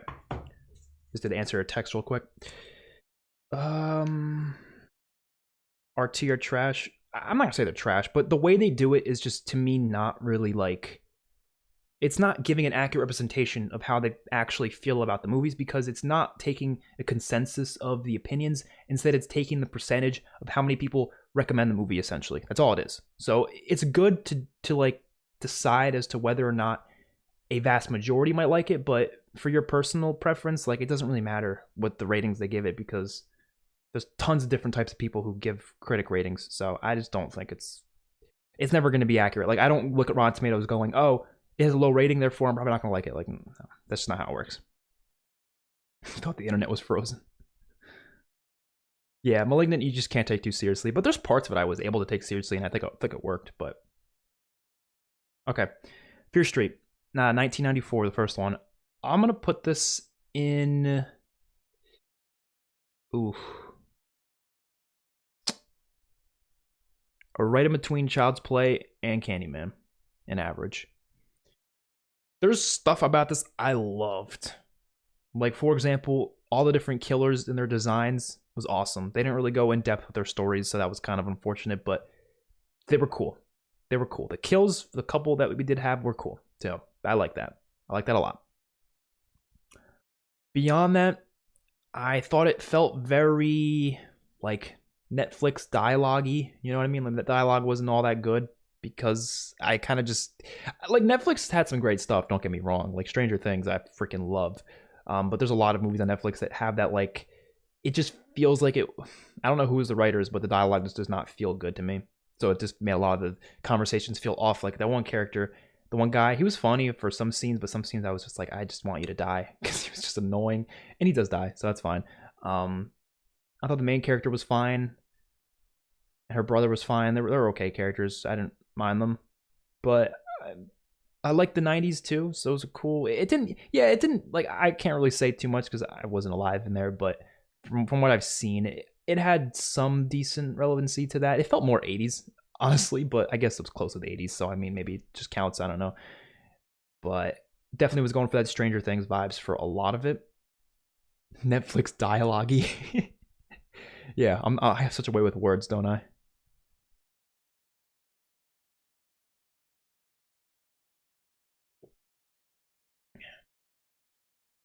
Netflix dialogue. It's just sometimes it can be kind of off, you know. Dina was the main character, right? She was fine. Yeah, I don't really have any issue with her. Part two though was much better. Do I think it's fantastic? No, I don't. But it's still, I'm gonna put it right here, right behind Black Christmas. I thought this one felt much more like it was a Friday the 13th movie, really. Like when you think about it, like it had the camp feel to it, and that was great. Best slasher out of all of them. I thought the Tommy guy was named Tommy Slater. He was cool. Some cool kills. I actually liked a lot of the themes and stuff that they were playing with in this movie. It was a lot of themes of innocence in it. Like the one girl was like very innocent, the other girl wasn't, and they kind of it was just a cool, what would you say, back and forth between the two characters. Definitely a much better one. I like the ending too. I thought it was a good movie.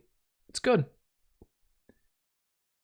What do you think of the upcoming Scream movie? Well, based on the trailer, I thought it looks really good, but can't really say till I see it though. Full movie. And then part 3, I thought was not that good. I thought it was bad. I'll be honest.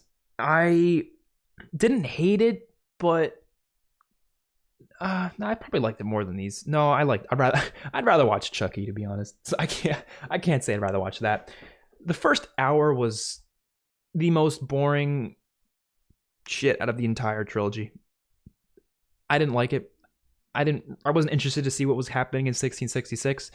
And what took me out of it was the fact that you had the characters who were already playing other characters playing these characters. I get why they did that, but it didn't really make sense. Like, it's not like it made sense because you could say, oh, it's because it's Dina's like memories or whatever, or her thoughts. And it's like, oh, she's gonna see people that she knows in these dreams or whatever, but she sees people from the second one that she's never seen in her life. So that doesn't even make sense why she would. It felt like middle school people, and not because their acting was bad. Their acting was fine, but it felt like middle schoolers playing like for a play because of how it was set up, and it didn't even feel like 1666 at all. It felt like the dialogue was like real people today trying to play people from back then. It just was off. The last half though was better. I enjoyed it. It felt more like 94, and I didn't hate it, but I didn't love it either. I thought the ending was kind of weird and not really all that good. Again, I like the characters. I like the setup in the mall and stuff. I like the mall atmosphere and the vibe there, and that was fine. But as a whole, trilogy was fun. I'm glad I watched it, but I didn't think it was like best thing ever. Like people were like, "Oh my god, this is the best thing since Halloween 1978." I'm like, calm down, calm down.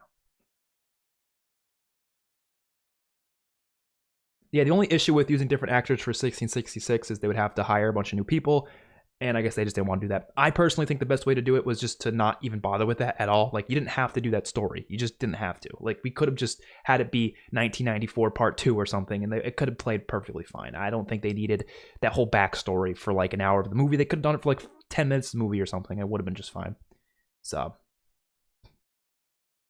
feels like R-rated Goosebumps. It does, which is what I liked about it. I think they should do more stuff like this, but just have it be better stories though, because I didn't think the story was that good. if you can do some really interesting stories, like I want Goosebumps rated R so badly, and this is the closest to that. So it was from these are R.L. Stein books, right? So makes sense. Okay, let's do Friday the 13th now because people have been waiting for that.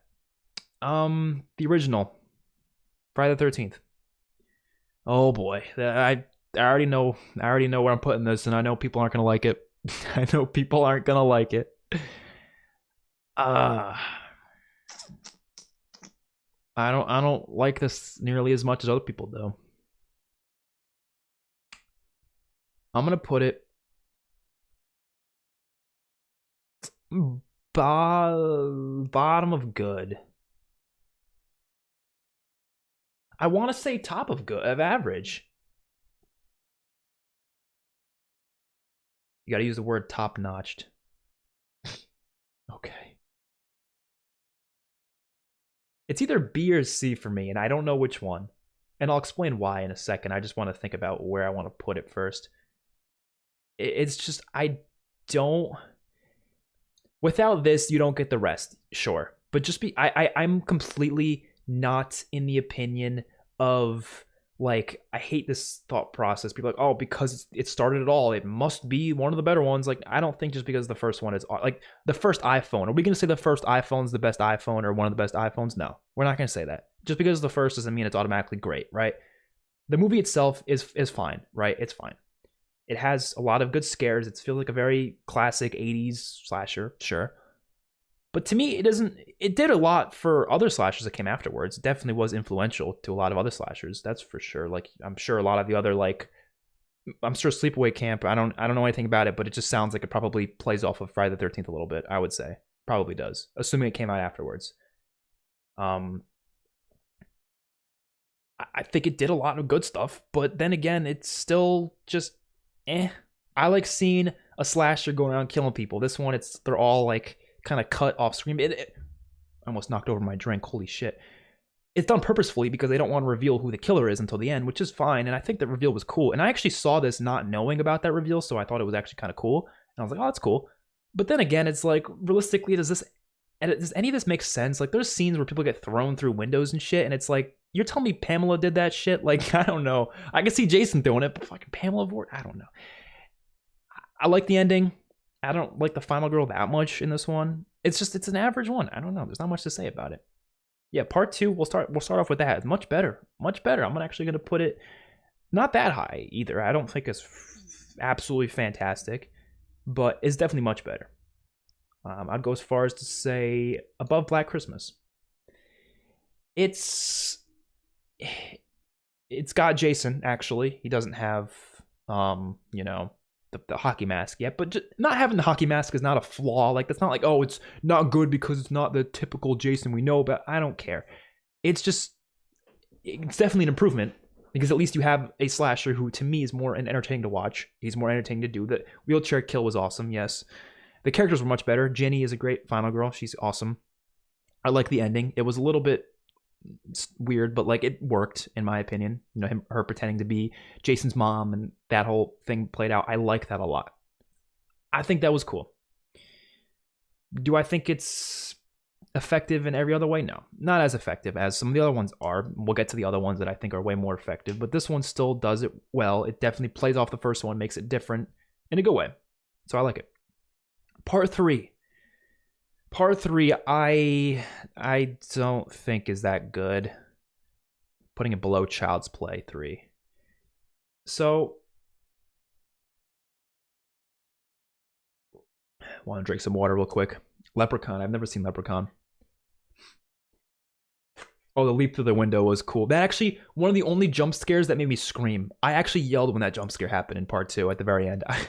I like that shit.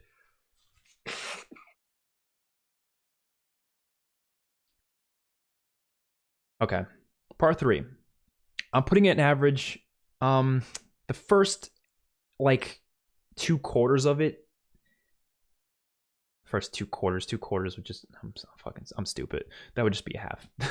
The first 3/4 of it, I guess you would say first 2/3, I didn't like. I thought it was one of the slowest starts to a Friday the 13th ever. The characters I didn't think were good at all. except for maybe one or two. A lot of them were annoying. I forget that one kid's name, but the one goofy kid was just like pretending to die every 2 seconds, and it's like, why are you pretending to be dead, bro? You're no, I don't know. I didn't think they were good characters. I like the ending though. I think it has a pretty solid finish, so I'll give it some credit there. But I don't know. And the effects were not that great. The 3D stuff kind of got annoying. They like had the yo-yo for like 3 seconds, and the fucking a couple of cool kills, sure, but I don't know. It's just not my favorite. It's going average. Part 4 though. Part 4. Why Cult last? It wasn't that bad. Well, it's not last. It's just far down. But if you want to hear my thoughts on Cult, you're gonna have to scroll back quite a bit because I can't repeat what I said because it was a lot. I had a lot of thoughts about it. Part 4. Shelly, was that the guy's name? Yeah, he was really annoying.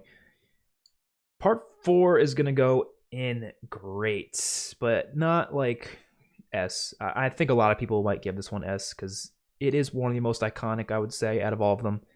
Has some solid characters. This is when, everyone talks about Tommy Jarvis all the time being this fantastic character. He was fine in this one. The 5th one, he was garbage. We'll talk about that one a little bit. But I think he was good in 6, though. I'm going to mute that. I didn't realize. Actually, no, I don't want to mute that because if I mute that, then the donation alerts won't pop up. Okay. Part 4 is going to go in A. It's definitely a great movie. It's got one of the best Jasons for sure. He's definitely very menacing in this one, and there's a lot of great kills, a lot of solid, like, well-done situations that are actually really entertaining to watch. This is definitely when things started ramping up, and I was like, okay, this is actually some pretty good shit. I still don't think it's S. It takes a lot for me to give a movie S. These ones are all much better, in my opinion, than this, but I still really like it. I still really liked it. He was way more vicious in this one. Yeah, the first 3, he felt like such a typical, like, well, I guess only 2 and 3. He felt like just like a typical guy who was just a little bit bigger. But this one, he started to feel a little bit more menacing to me. That's why I liked it a lot. Yeah, it is true. It doesn't really do anything that new, which I don't think is a big deal because it just does what it does really well. So I liked it. I liked it a lot. But now 5. Do you like Freddy vs. Jason? I don't know, Omar. What does it look like? I don't like being mean, but just look at S. You'll see. The guy that played Tommy in 5 felt like he suffered from real PTSD. I don't entirely agree. I think he wasn't a bad actor, but I don't think he did the part that well. Like, I don't really feel like he necessarily was doing it that incredibly well. But with that being said, I don't like part 5. I don't. And not because it's not your typical Jason. I have a lot of other issues with it. I find the situation to be really dumb. Not that I don't mind there being a different slasher than Jason. I don't. I gotta take this off. It's getting hot in here. Damn enchiladas. Oh no, not that one. That was actually kind of funny, I'll admit. That was a funny scene. I think I just fucking ripped this. Jeez. I don't know where to put it though. Like, I'm thinking either D or F. But I don't want to give it F. Oh jeez, I just like destroyed something. I don't want to give it F because I don't think it's that terrible.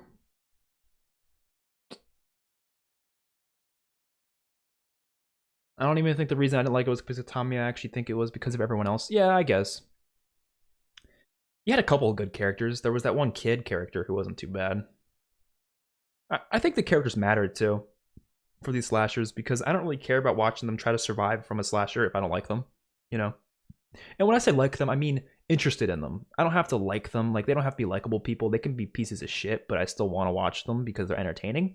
But these ones, I didn't think they were that great. So, I don't know. A lot of people are saying they like it, though, which is kind of funny. Because I don't. I gotta say that straight up, I don't.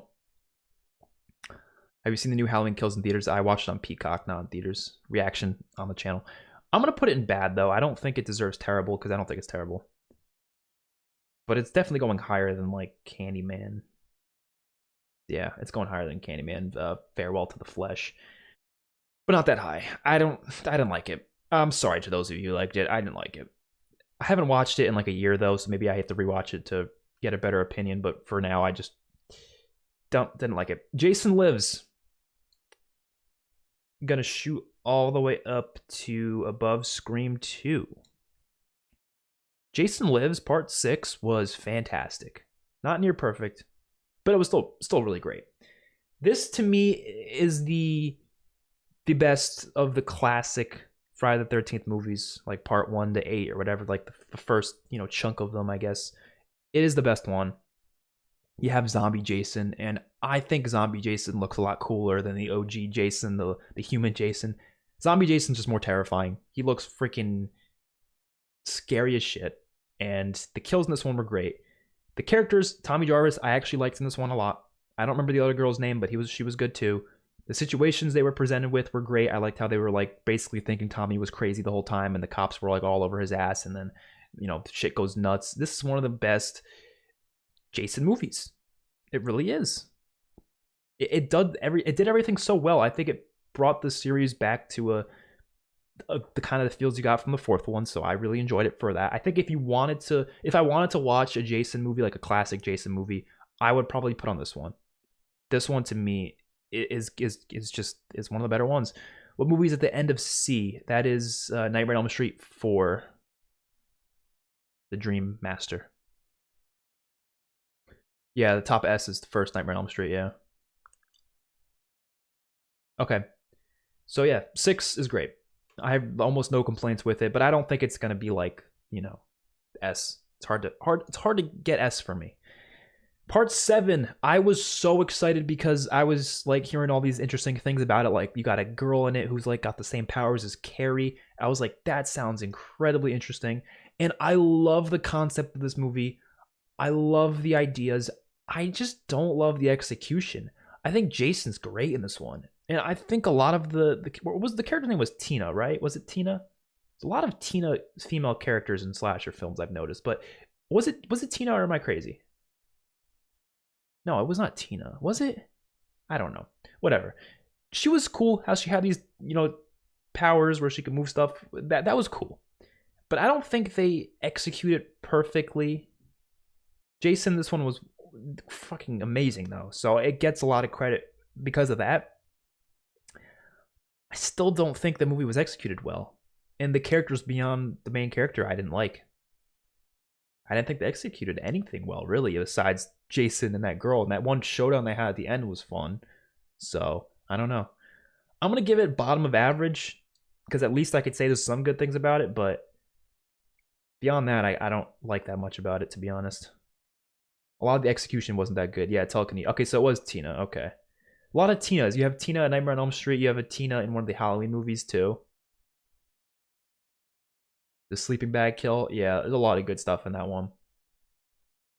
But there's also a lot of terribly executed things too, so it's just, I don't know. I actually think, we'll get into it. We'll get into it. I was gonna say something, but I want to wait till we get to it to talk about it. Part 8. This one, it's not like as bad as I think people make it out to be. But it's not good either, so it's hard to say much about it.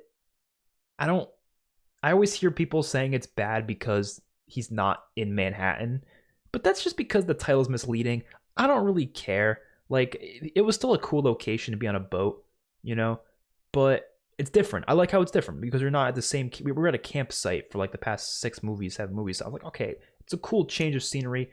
Do I wish it was in New York the whole time? Yes. The boat is still fine. It's still different. The kills were fine for the most part. But the movies does still feel like, what is this? Like, why am I watching this? You know what I mean? It does feel like that for a lot of it. Like, it just doesn't feel necessary to any extent because it doesn't do anything that well. It doesn't do anything that different. At least if it did something very different, like other than just a location, I would prefer it. But I don't know. I don't think it does much. I don't think it's terrible though. I still have fun with it. I like it more than part 5, so I'm going to put it right here. I do like it more than part 5. I know people usually put this one last. I like it more than part 5, though. So I'll throw them bad, but I think I like it more than 5. Damn, 5. Like, 5 through 8 was just not for me, except for 6. So a 5 through 8 was just not for me. I think 6 was the only one that I was like, okay, that's pretty solid. What do you think of the ending of Halloween Kills? You can hear my thoughts on that in the reaction because I don't want to go into spoilers right now, but there was a lot. I said a lot about it. I didn't like a good amount of it, to be honest. I think it was executed well. It's just a lot of the ideas. It was just like, what are you doing? Okay. Yeah, the part 9, it's not even called part 9. It's just called Jason Goes to Hell, right? This is when the unpopular opinion's gonna come into play, because I don't mind this movie. I don't like it, but I don't mind it. So it's going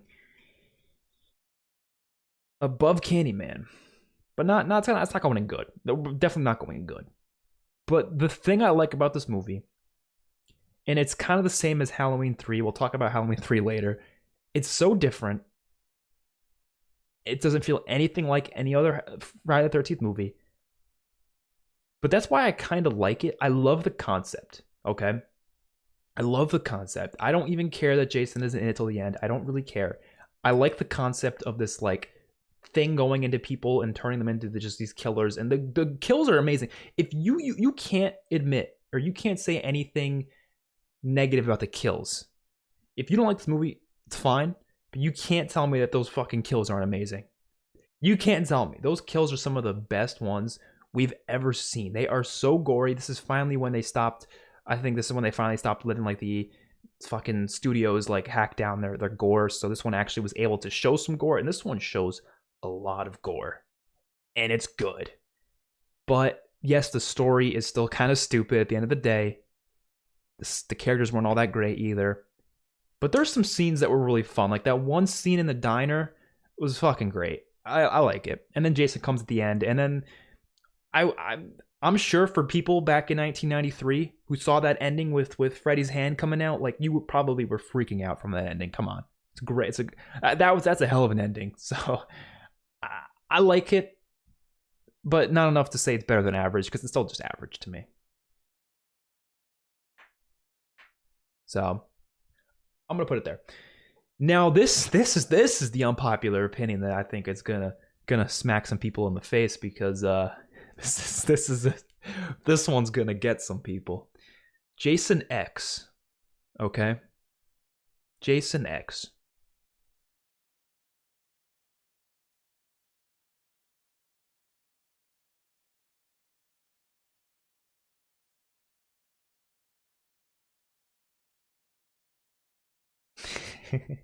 I'm not even lying. I'm not even lying. I went into this movie thinking it was going to be terrible.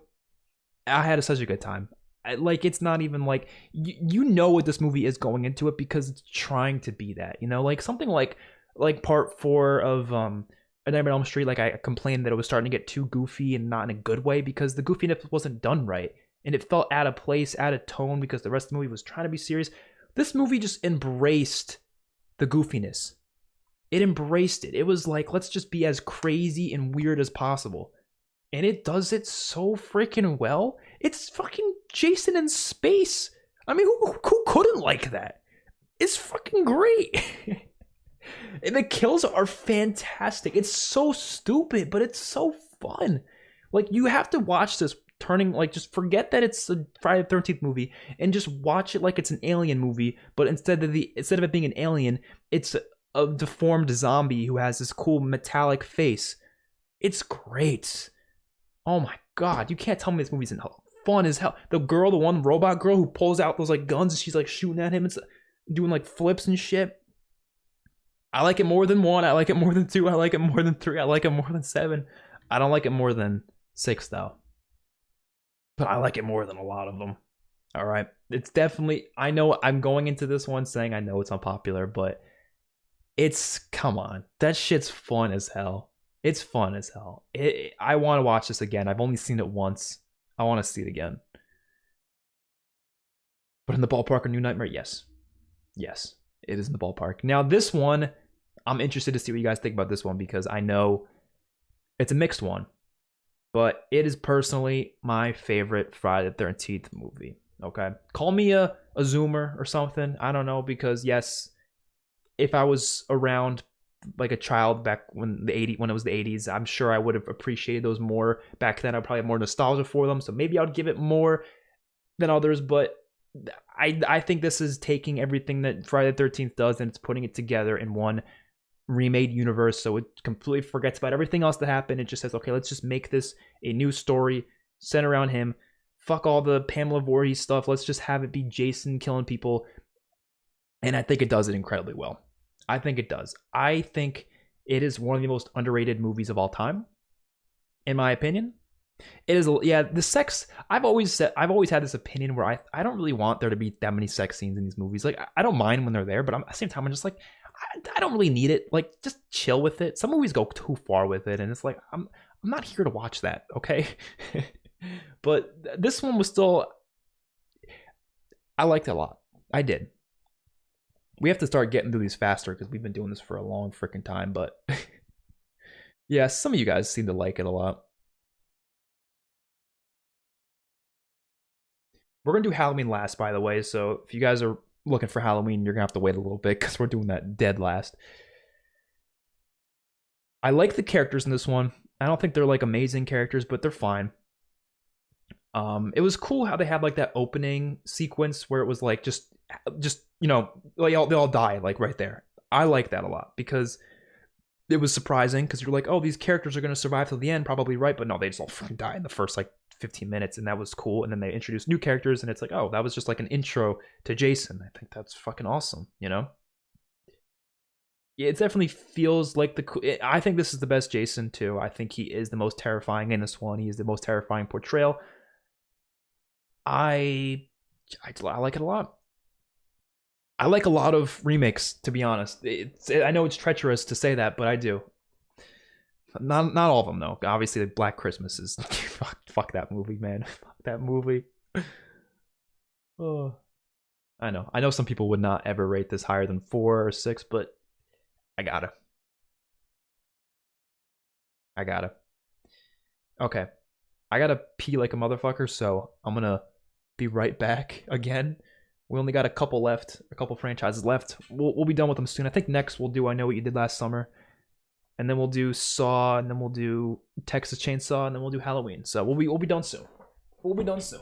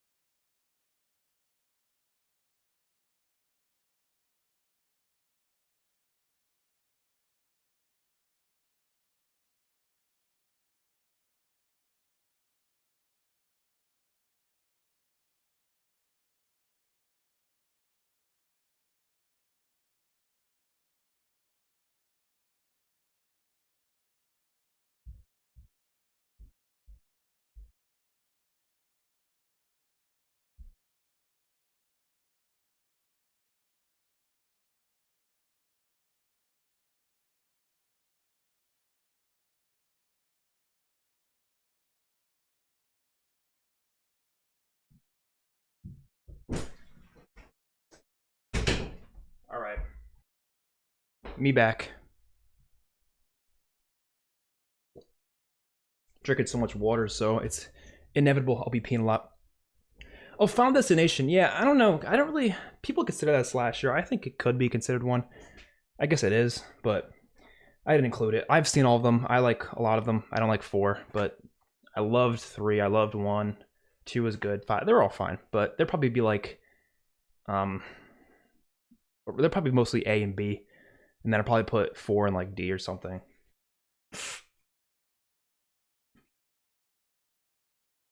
But I don't even know if I consider that slasher. Some people do. I don't know. Okay. Um.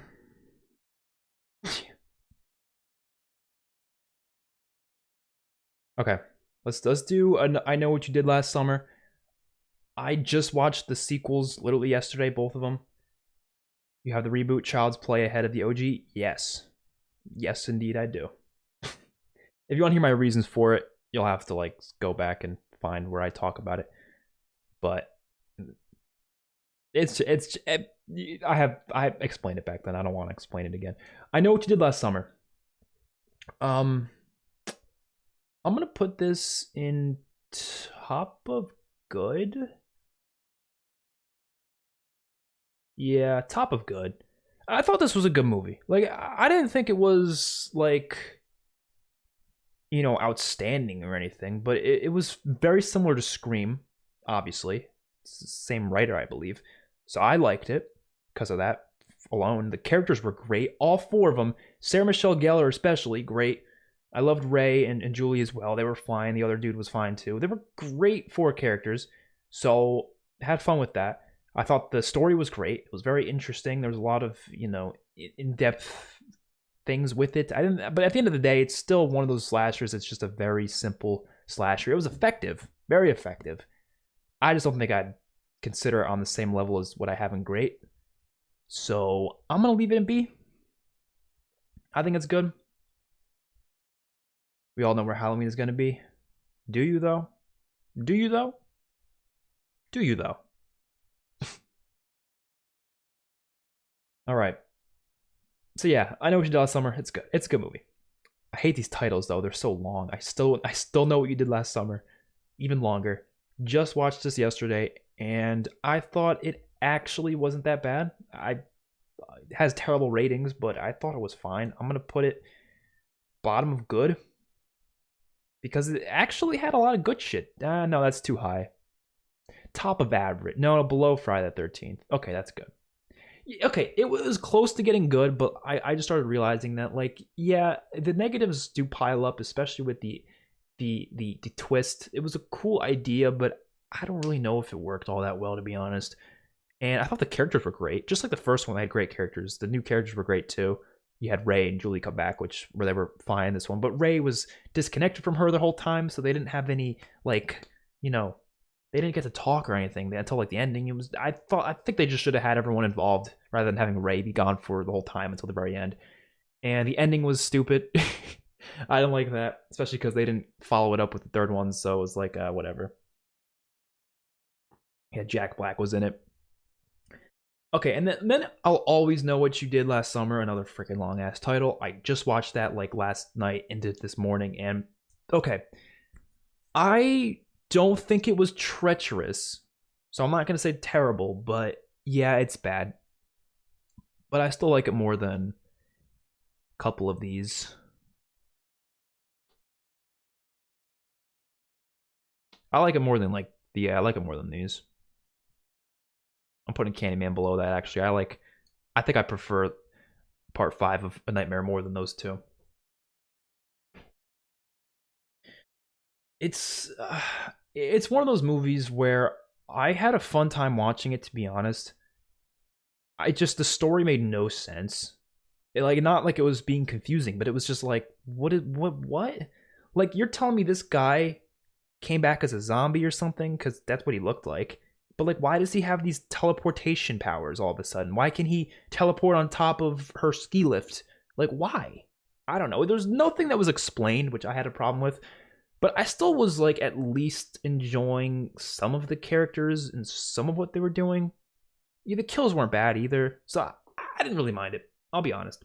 But I think the story was so bad at the point where I can't really give it much credit, so I'll put it in bad. Yeah, that little series of trilogy of movies there, they were kind of average. I like the first one a lot more, but I'm not of his opinion, but his taste in films, and I accept that. That is a reasonable opinion to have.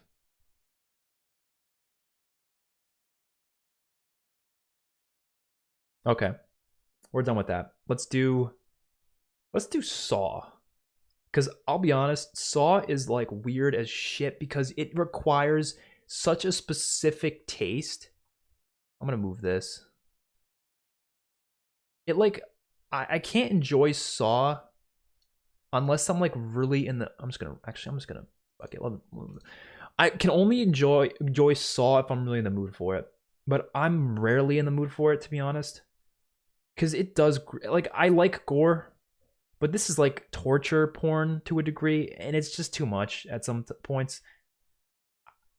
Like I said, if I'm in the mood for it, I'll like it, but I need to be in the mood for it. I need to. But the first Saw, I think, is great, but where in great is the question. I don't know. I think I like put it over here.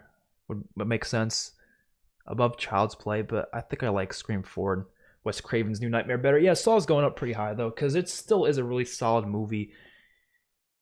The twist was great, so that's got to get some love there.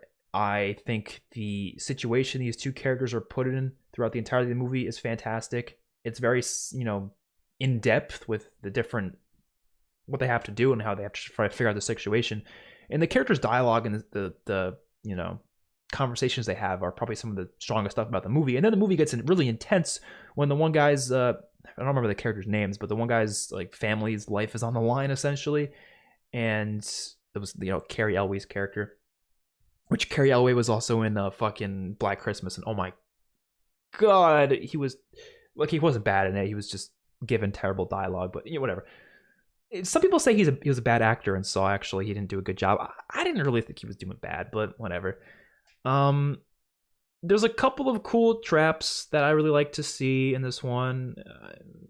There's not like nearly as many as some of the other ones, but it's definitely one of the more simple movies, and I thought it was good. I thought it did a good job with everything that it was trying to do. It did it effectively. I love the directing of the entire movie. I think it was very well shot. Story was good. You have the whole situation with Danny Glover. It's Danny Glover, right? Not fucking Donald Glover. I'm about to say Donald Glover. It's Danny Glover, right? Oh yeah, the amputation of his leg scene was really cool too. It's Danny Glover, right? Yeah, Danny Glover. Okay, I always mix him with fucking Donald Glover. Similar names. But yeah, it's a great movie. But Saw 2, I like more. I'm going to put it right there, though. I'm not going to put it above Scream 4. I still don't think it's S. I think 2 is better than 1 because 2, first of all, this is the one where you actually have Jigsaw like at the forefront, right? You actually get to have these scenes with him because in the first one didn't really do that other than, hearing his voice and stuff. But this one, you actually have the one character talking to him the whole time in the movie, and he's like trying to find his son. And the situation that they're put in, these characters that are in this house, very interesting. And the traps are great. The situations they're put in, some of them can be easily solved, I feel like, if you really just think about it. But whatever. The characters are in distress. I understand. And they get put in some really interesting situations. The characters are really interesting. The one guy who's like coming after them at one point because he's trying to get the cure to the the thing that they were in, because they need an antidote or whatever for the thing that the toxic air they're breathing or whatever. And I love how all that plays out. Another twist in this one, which was fantastic. So yeah, I love Saw 2 even more than the first one.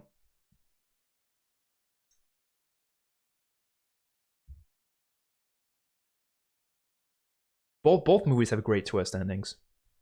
Yeah, I think Saw 2 being better than 1, I don't even think it's an unpopular opinion.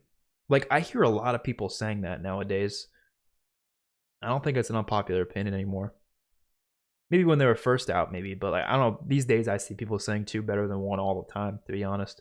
So, yeah, then after 2, I think 3 definitely was not nearly as good.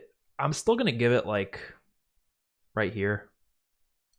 Because it's still a good movie. It has the one guy who was being punished for stupid reasons. Like, sometimes the whole Jigsaw, like, why he's punishing people sometimes is kind of just stupid. Like, it's like, what? But this one, I thought the traps weren't nearly as good because a lot of them were unbeatable, but that made sense why a lot of them weren't unbeatable, because you had Amanda creating them, and like that was the whole, debate between Amanda and, Jigsaw. They were like, or John Kramer. I'm calling him Jigsaw, but I'll call him, his name. And I love that back and forth between them. I love the one girl who was being forced to the one doctor girl who was being forced to take care of him when he was needing the surgery, and her having that trap that like if he dies she dies. I loved how that was set up, and I thought the movie played out decently. Yeah, a couple. Yeah, the pig trap. Don't get me started on that fucking pig trap. No, I look again. I don't get grossed out by blood and gore that much, but like that shit was like just disgusting.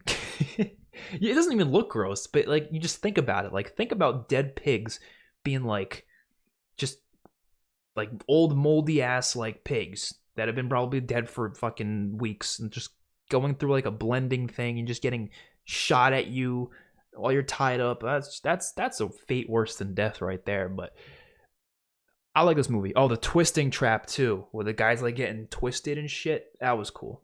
That was cool. It's a good movie. But I hated. No, another thing I hated.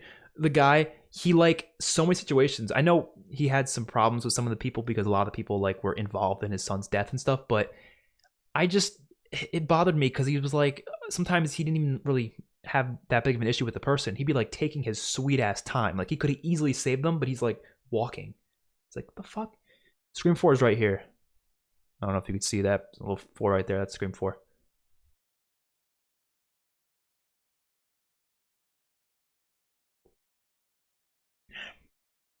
Okay. Saw 4. Yeah, this is when shit starts to get pretty bad. I don't like Saw 4. I'm gonna put it straight up in bad. This is when the movies to me just started becoming you just watch it for the torture stuff and then you just the story is just not good. But the kill like the death scenes and stuff, they're still entertaining, I guess. You have some fun ones. Fun in air quotes. Again, I have to be in the mood for it because it is not fun watching people get tortured, but sometimes it is because they're bad people, so it's like whatever. But yeah, I just didn't like this one that much. Like at least the other 3 had good stories. This one just dropped the ball, in my opinion. I didn't find well, they had a little bit of a twist with the whole Hoffman guy, and I just did not like his character. And they kind of play off the Hoffman guy for the next couple movies. Saw 5, kept up with that, and I didn't like it either. But I'm not gonna put it in terrible. Not a lot of movies in terrible. I just realized I don't think that many slashes are absolutely terrible. So that's good. That's good. But there's a couple we will definitely put in there that are still left. By the way, definitely. Just looking at it right now, there's at least a couple that are going in terrible. Maybe 1 or 2.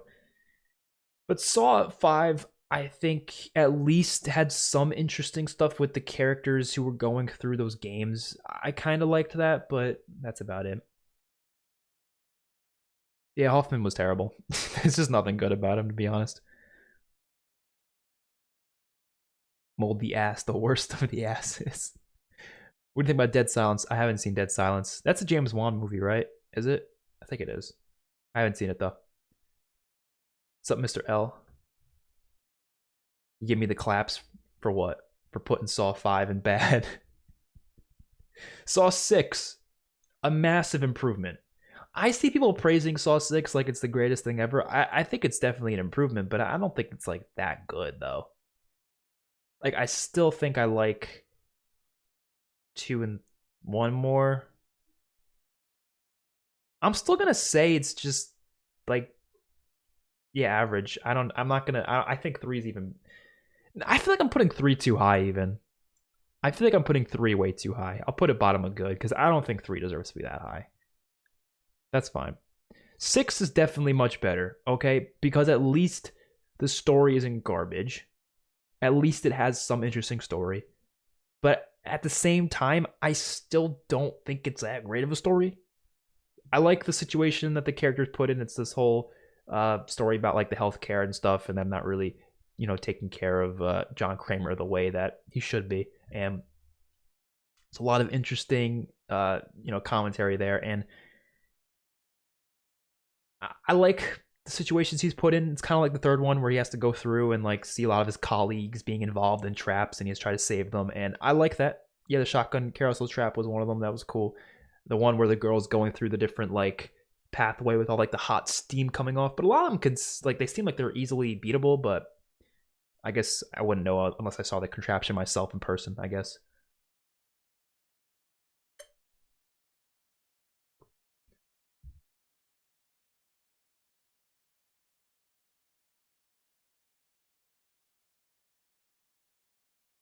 Session 9. I haven't seen it. What's your favorite horror franchise movie? Well, my favorite movie is right here, and favorite franchise is the same franchise that's involved with this movie. So Nightmare on Elm Street is my favorite. It's between that and Child's Play. I really like Child's Play as well. It's between those two, but I think I prefer a Nightmare on Elm Street just a little tiny bit more.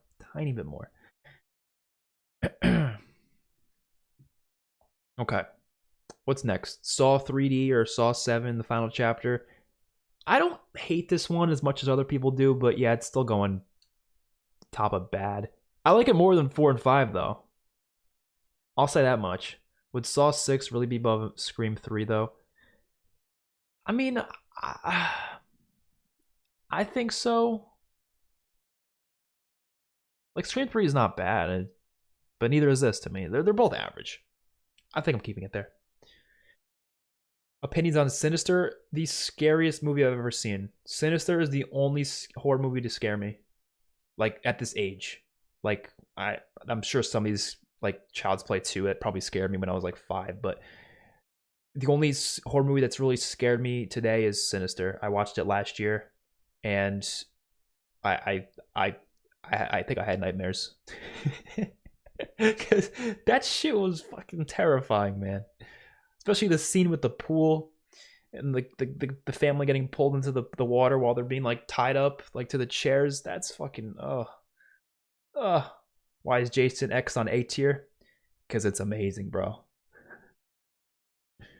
Happy birthday, Angel.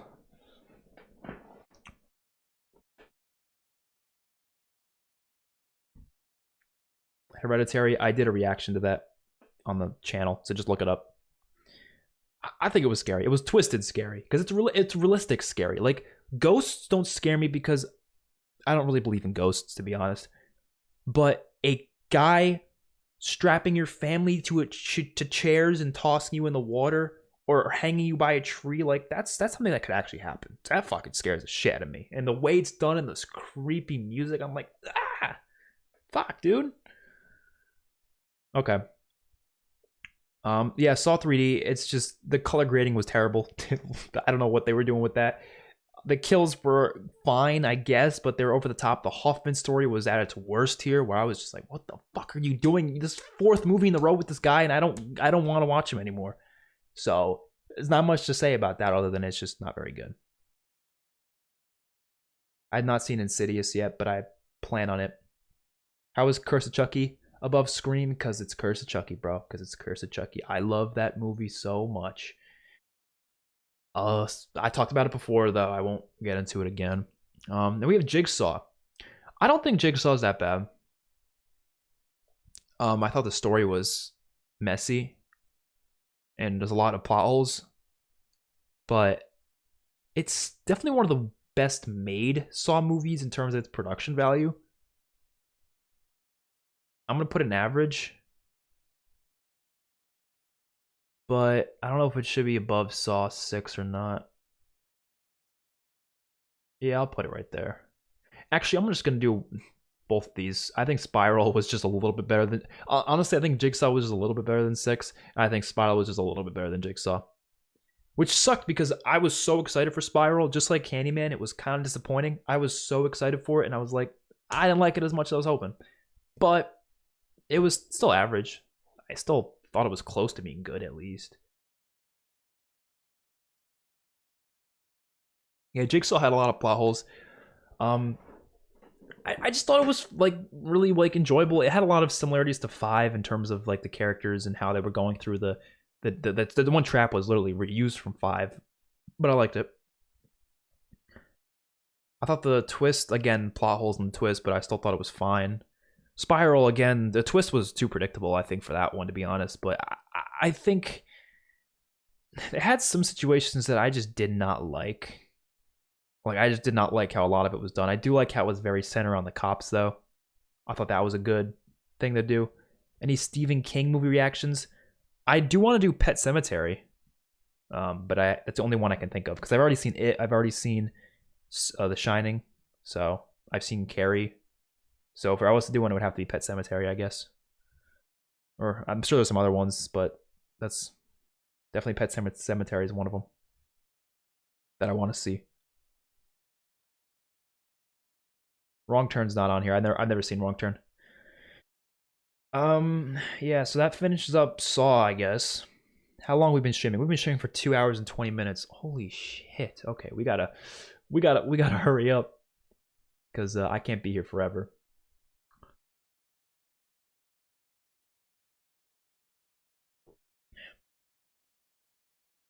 But the family slinking around the house makes it hard not to root for them.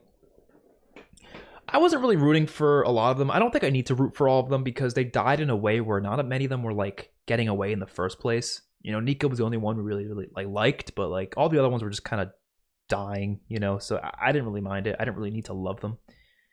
Carrie, I like the Carrie movies, except for the second one. They made three movies. They made the original, which I think was really good. Then the first remake was in 2001, I think, and I thought it was just weird. I don't know. It wasn't well done. And the 2003 13 remake with Chloe Grace Moretz, I actually like. I think it's an underrated remake. I don't think it was bad. Might be an unpopular opinion, but I thought it was fine. Okay, let's do Texas Chainsaw now, because this one is the most recent for me. I just watched these. I watched the original and 2003 on the channel, and then the rest of them I watched on my own. I know some people wanted me to react to 2. It's probably the best that I didn't because I actually didn't like it. So, and I know a lot of you guys were like, "Oh, I really want to watch 2 because I love 2," and I'm like, I watched it and I was like, I didn't really like it, to be honest. Some of them I like though. Some of them I like a lot. Some of them I don't. So, Texas Chainsaw, the original, is going to go in. This one is very similar to Black Christmas for me in the way that, like, I think I would appreciate it a lot more if I was around when it first came out. Because it is really effective, but I feel like it was much more effective for a 70s audience than it would be for today. So when you watch it, you kind of have to put yourself in the mind of someone who is in the 1970s because it's not like your typical slasher. You don't have, people getting brutally murdered in it. They're all mainly off screen. But I think what it does, it's a very artistic movie for sure. My boy didn't like Chop Top. You know what? The movie, I didn't know it was gonna go that way, and the route it went in, I was like, what? We'll talk about it. I'm gonna still putting this one in good though. Yeah, probably like right here, honestly. I know this is unpopular because I think people are gonna consider this more of a classic, which it is, but I don't think I liked it that much as other people did. I still think it's good though. Still good. It was really effective at what it was doing, but I prefer something a little bit more, I guess, intense. It was definitely a slow build-up, for sure. But the scenes that did have Leatherface, the scenes that did have the crazy shit at the end that was going on was fantastic. Like the last 20 minutes, just seeing this girl on this dining room table, just like having these crazy ass dudes just being all sorts of crazy, and I think it was effective. How about The Conjuring? All right, look in the title. You see the word slasher? Yeah, slasher. That's why we're not doing The Conjuring. Well, even then, I haven't seen all those movies anyways, but I wouldn't consider them slashers. But I haven't seen all of them, so I wouldn't put them. Yeah, Final Girl, I forget her name, but she was great in that one.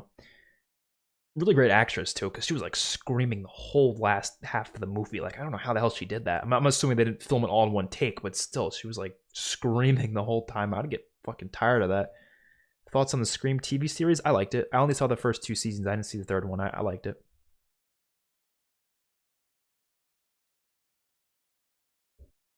Did you pick the movies for this ranking video, or was it preset? Oh, I picked them, yeah. I just picked the franchises I've seen. I don't want to pick movies I haven't seen because then I wouldn't rank them, obviously. Okay, now at number 2. Look, I know what they were going for. They were going for something really comedic and goofy, which, sure, I guess it's effective for that, but I wasn't I didn't laugh like once, maybe I did once, maybe, but I didn't, not more than that, to be honest. It definitely was not my kind of humor. It was just weird, and I know that's what it was trying to be, but I can't rank it much higher than like, I'll put it. I liked it more than Part 8 of Friday the 13th, so I'll put it right there. I didn't like 2. I'm glad I didn't react to it because I'd probably get some hate if I was sitting there the whole time like, the fuck is this? Because that's honestly what I felt like. I don't know. I just didn't like it. I didn't like it. I don't think it's terrible because at least it's effective at what it's trying to do for some people, not for me. I'll give them that.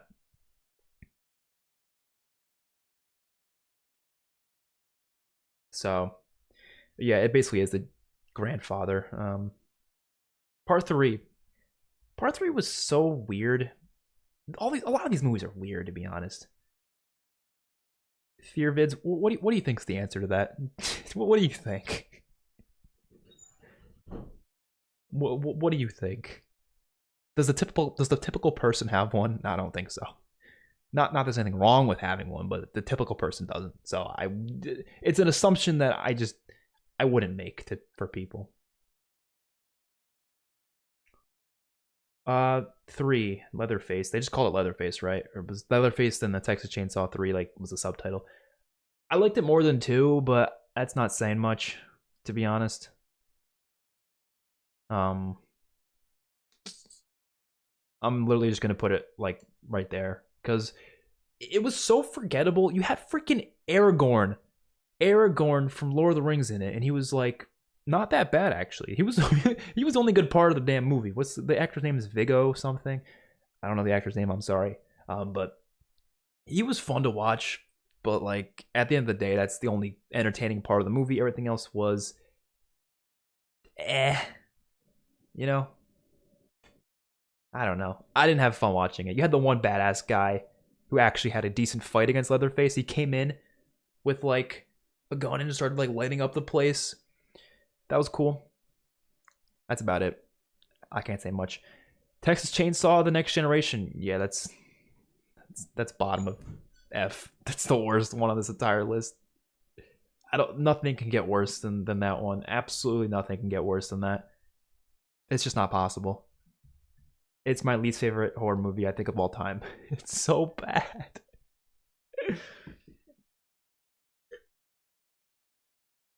The only positive. I mean, just look at the image. Look at the poster. Like, you could just tell by the poster it's going to be a train wreck.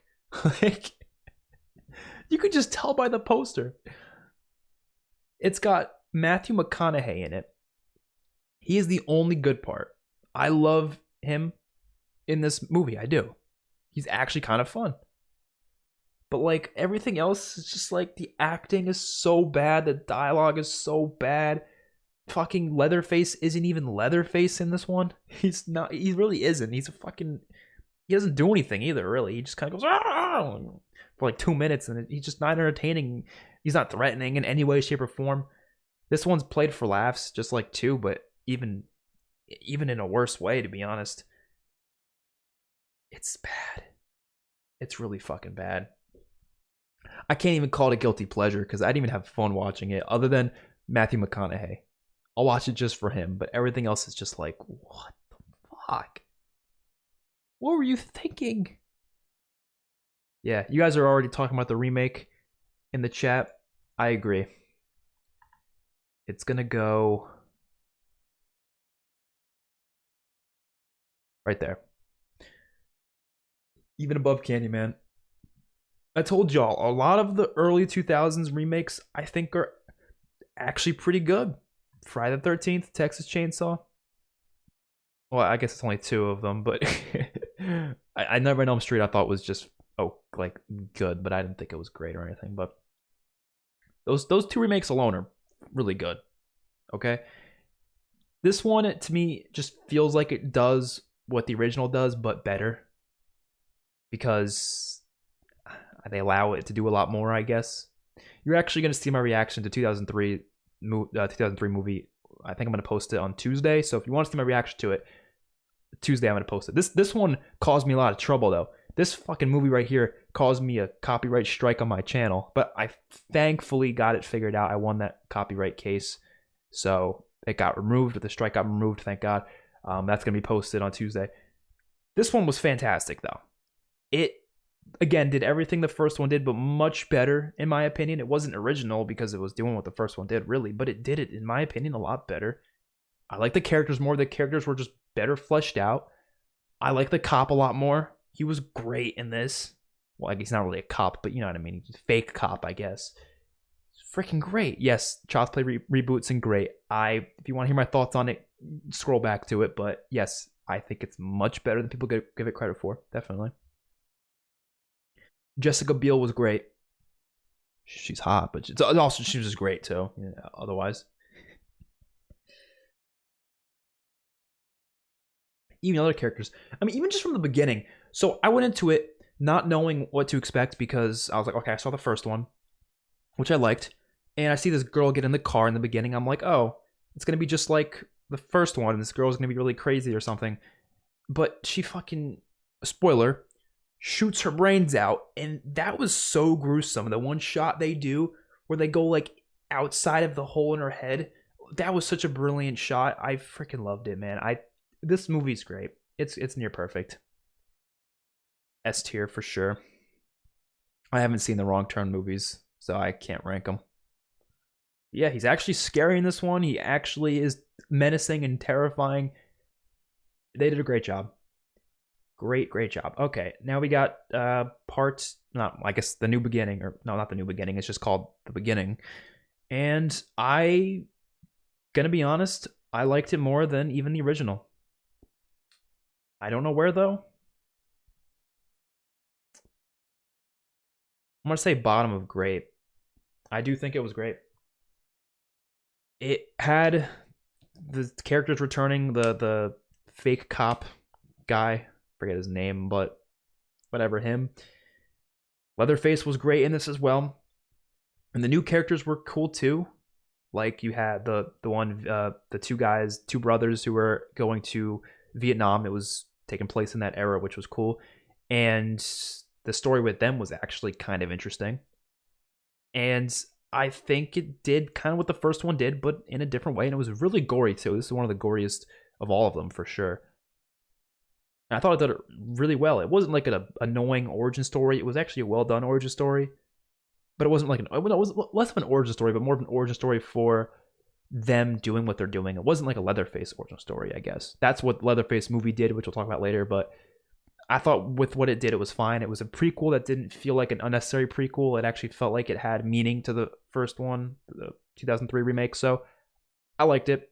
It's good. Even more than good. Great, but not quite that high and great. It's just like bottom of it. Texas Chainsaw 3D from 2013. Oh, this movie's pretty terrible. Yeah, I'm gonna put it top of terrible. I think it's at least better than these ones, but I don't know what this movie was going for. Like, I don't know how you could sit down and like write this movie and think it's good. I just don't know. I really don't. What do you guys think about that one? Texas Chainsaw 3D. The sheriff's real name, yeah, Arlie Ernie, yeah. He was in Full Metal Jacket, right? I haven't seen Full Metal Jacket, but I've heard of him being in it. He's the guy who does that, like, the do your war face thing, right?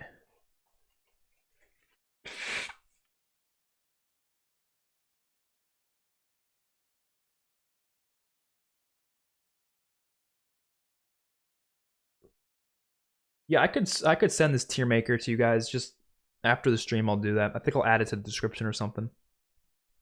Yeah, everyone do your thing, cause yeah, that's the worst part for sure. But that's not even the thing that I hate the most. I mean, it's just a bad story all around. Like, whose idea was it to make Leatherface like an anti-hero almost? Like, I just don't know how that was a good idea in any way, shape, or form.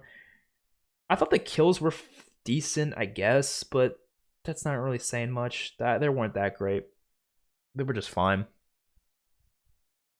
Yeah, I guess it could be considered a cash grab because they were just like we need to do something. Texas Chainsaw needs a new movie, and they're like, let's just do this. And I don't know, their ideas were just not good. It didn't make sense either because it was supposed to be like set way like later on, but like Leatherface, the age just didn't add up with the time period and stuff because of what they were trying to do.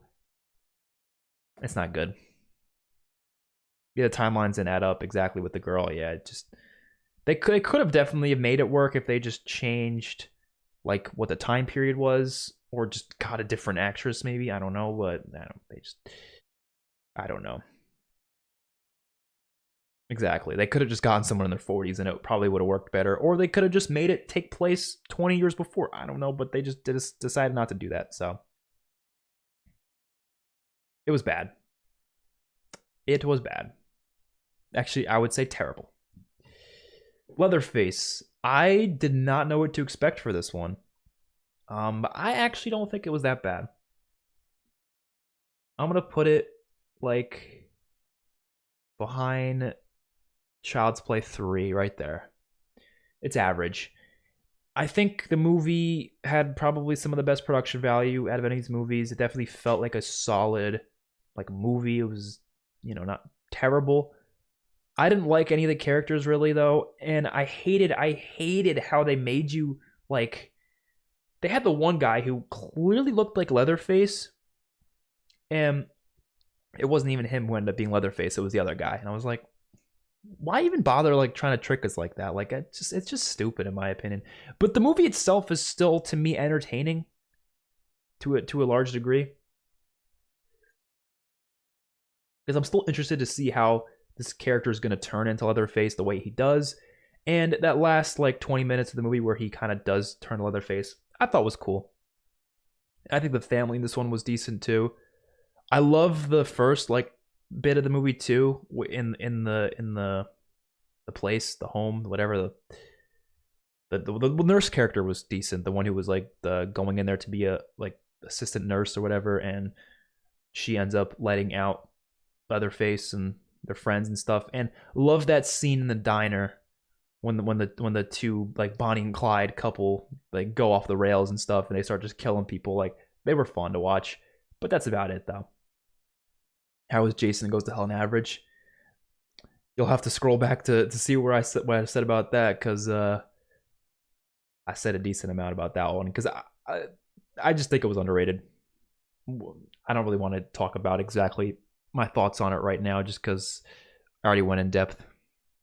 You want to know right now? A long story short, I love the gore. I love the kills in this one. It actually had some good kills, and I love how different it was. And I actually kind of like the idea, although the execution in terms of the story with the characters was not that great, but I think the idea of it was still really cool, and I like that. Okay.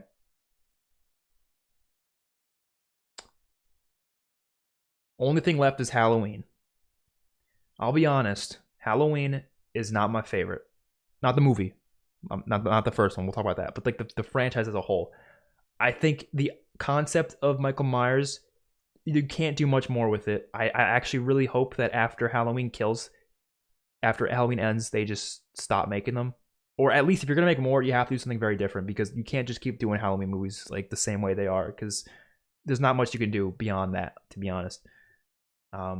We need another Nightmare on Elm Street movie more than anything, because you can do a lot more with Nightmare on Elm Street. But Halloween, the original, yes. It's going in S, yes. I'm not gonna give it fucking C or B or whatever. No, it's going in S. But where's it going in S? Right here. I do still like Nightmare on Elm Street, Child's Play 2, and Nightmare on Elm Street 3 more. These three right here, these top three are not moving, by the way. These are my top three favorite slashers of all time. Nothing's touching these three. Don't even think about it. But Halloween's number 4. Halloween's number 4. This movie, this might be an unpopular opinion about this movie, but if you didn't have John Carpenter's amazing soundtrack, this movie would not be good. I'm going to say it right now. Without his music, it would not be good. If you put some generic soundtrack that just did not fit well with the theme, it would not be good. I'm going to say that. I'm going to say it. The music is what makes the tension work. The music is what makes everything leading up to the ending work, because if you didn't have that, it would not be effective. The movie itself, if you really sit down and watch it, the first hour is Laurie Strode walking around. And you have, Annie Brackett walking around. That is literally the first hour of the movie, but it works and it's effective because of how creepy and tension building the music is. And yes, the directing's great, but without mixing that with the music, it's not going to work. It's just not. So I will just say that right now. The music literally makes this movie. And that's not to say that the other stuff isn't great, because the directing and everything else is great. I'm just saying the music is it's literally, I'm trying to think of an analogy. It's like you have a really solid, I don't know. Something that doesn't work, is really good on its own, but without that final, thing, it just won't work. And we wouldn't know because we've never seen Halloween without the music, unless you just, I don't know, just don't listen to the music. You just turn off the music. I don't fucking know, but we don't know what Halloween would be like without it. But I don't even think it'd become a classic. I don't think it'd be as popular as it was without the music. No one ever talks about the music as much as they talk about other stuff in the movie. But I feel like the music is literally what made it what it is, because it's what builds the tension. The directing does build tension, but I don't think as much as the music does.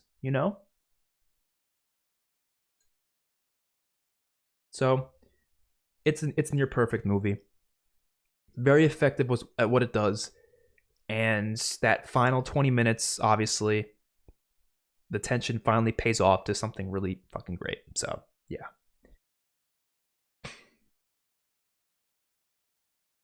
So, I just got to say that, because I think a lot of people, they praise a lot about this movie, and I agree.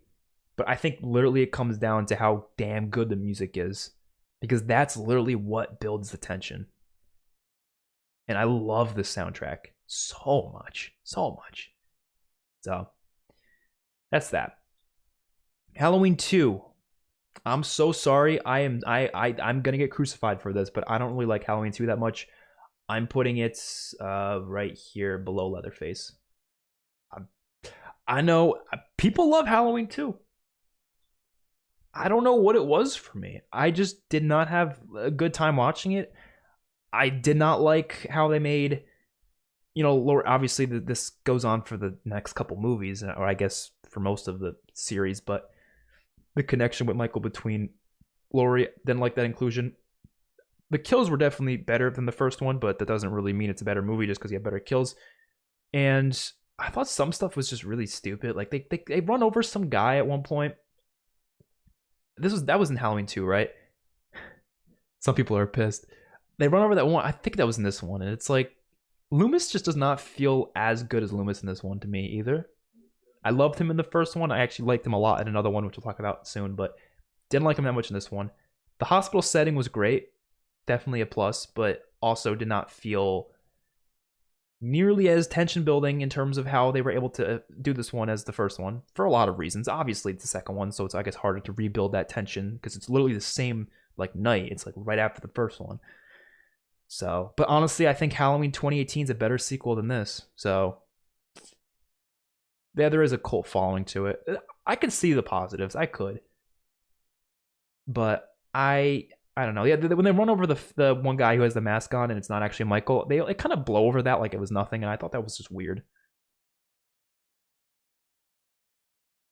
Yeah, I didn't like that. But it's still average. I don't think it's bad or anything. That would be a bit much.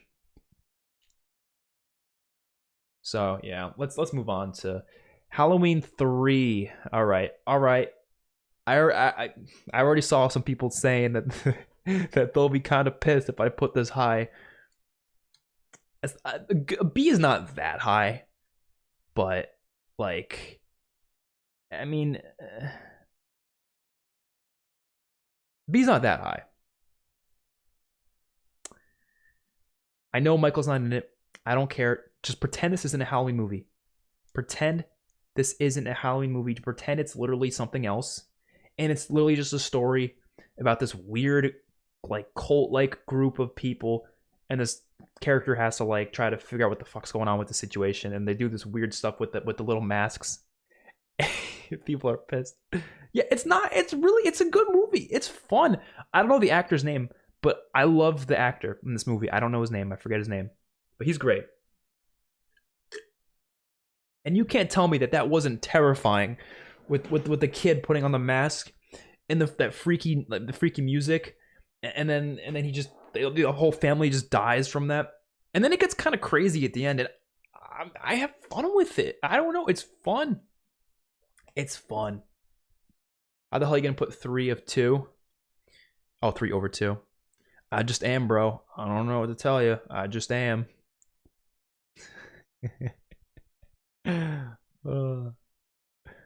I really do like 3. No, it's not great. It's not like that. It's not even that high and good either. It's pretty close to being average. But all right. Why you? I put him in timeout, but I kind of want to. I'm just gonna hide him at that point. Just block him. Okay, we got him. We got him. Dude, the music is supposed to be annoying. That's why I love it. Yeah, I would say the romance stuff wasn't that great. I didn't think it was like anything too special, but I kind of wish they made a remake of this or something similar to it. I don't know. I like the direction they were going. I kind of like the idea of an anthology series. I know other series have done that much better, but I didn't need to see more Michael. I would have been fine not seeing any more Michael Myers. I'm glad I did because I like some of the other ones here, but I really was okay with them doing that. Halloween 4 is going to go... You can already tell I'm thinking about something high, because I do like Halloween 4.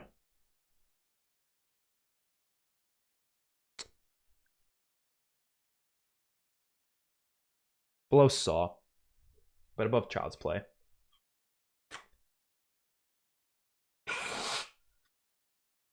Okay. Halloween 4. Second best final girl in this one. Obviously, she's not better than Laurie Strode. I forget her name though. Fuck. Why is her name going past my head? I don't know. But she was a solid final girl in this one. Obviously you have the ending of Halloween 4 was so good, and I am so pissed 5 didn't pick up from that, because shit, man, 5 would have been so cool if she was the oh my god, that would have been so good. Imagine they actually followed up with that, and like instead of having Michael Myers again, you had Rachel, yeah, and then you had that Jamie was the little girl. Imagine Jamie was the killer in the 5th one. Oh my god, that would have been so cool. That would have been so cool. It would have fixed my issue with these movies, because I love Michael Myers. I don't want to see him a million times. I just don't. That would have been so much cooler to go with Jamie for the 5th one as this killer. Because the ending was great, but they kind of blow that off in 5. But Rachel was great. Loved Rachel. A lot about this movie is freaking great. It's one of the best Halloweens for sure. Then comes 5 though, and it just takes a shit on everything that great one built up. I'm putting it in bad, but I don't know where in bad though. I liked it more than some of these. I'm gonna put it right here. I don't think it's terrible. It just took a shit on everything that number 4 built up, and it just said, yeah, you know what? All that cool stuff, let's just make her like mute instead. And that's it. I do love that one scene. Was that in 5 or was that in 4? The one scene where Jamie was in the air duct, not the air duct. It was the laundry chute thing, and she was stuck in there, and Michael was trying to get her. Was that in 5 or was that in 4? I don't remember. No. Jamie wouldn't be the killer as a baby. I'm saying they would do like a time skip, like a 10 to 15 year time skip, and then she'd be the killer when she's older. That's what I mean. You know, obviously she wouldn't be the killer as a little girl. That would be stupid. But as she gets older, because Michael is never supposed to be this big buff like killer anyways. He's always kind of just been this stealthy guy, so you don't really need him to be like some big buff dude. So even if it's just like a 20-year-old girl, I think it could be effective. Yeah, Halloween 4's mask sucks. I agree. That's true. But yeah, 5. Yeah, okay. So the laundry chute scene was great, but I don't know. That's about it. Everything else was kind of meh. And Loomis was just getting annoying in this one. I love the actor. He's great. Donald Pleasence is great, but I think they just didn't give him much good material in this one, unfortunately. So Yeah, he's going nuts in 5, pretty much. That's true. He just got kind of annoying. The actor was doing his job, but they wrote him like stupidly, you know? Now, Halloween 6, The Curse of Michael Myers, I see some people liking this one. I still don't. I'm going to put it right like here, something like that. Now, right there. I don't think this is good. I think it's also bad. I like 5 a little bit more, mainly because of that one scene. The only thing I like about 6, some of the kills are decent, and Paul Rudd's cool in it, so but that's about it, to be honest. The cult stuff was stupid, but that's only in one of the versions. I've only seen one of the versions. I have not seen the other version of it. I know there's another version, but I don't know which one I saw. I saw the one that had the cult stuff in it, so whichever one that is, that's the one I saw, and I just did not like it. I thought it was stupid. I thought it was. Exactly, yeah. I agree. Chris Smith, I think that's how you say his name. I agree. I don't like how he's just going after this family. I would prefer if he just went after people, because it's what Michael Myers is supposed to be, this guy who's just really interested in killing people. Like, that's literally what it is. He's just like, oh, I like killing people. Like, let me just go around and have fun doing it. Like, that's literally what he is. He's just evil. He just likes to kill, and he likes to have fun with it. That's literally what he is. That's what he was in the first one. That's what he is in 2018, and mostly in 2018, I guess. And that's what they basically were, trying to portray, I guess. But these ones, to me, just, yeah, going after the same person. Yeah, I don't know. I didn't like it.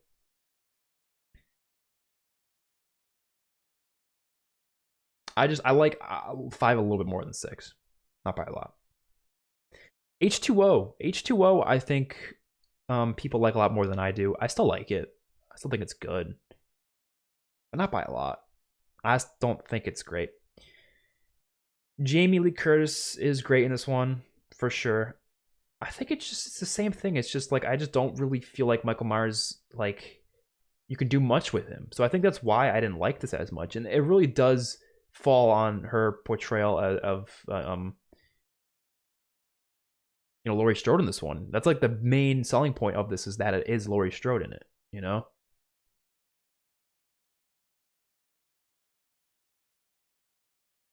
Yeah, true. He does like the kid. He does like to stalk his prey too.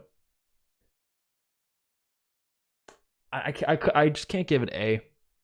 I want to, but I wouldn't.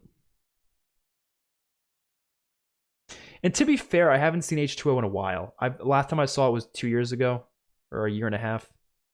But from what I remember, yeah, I would give it good.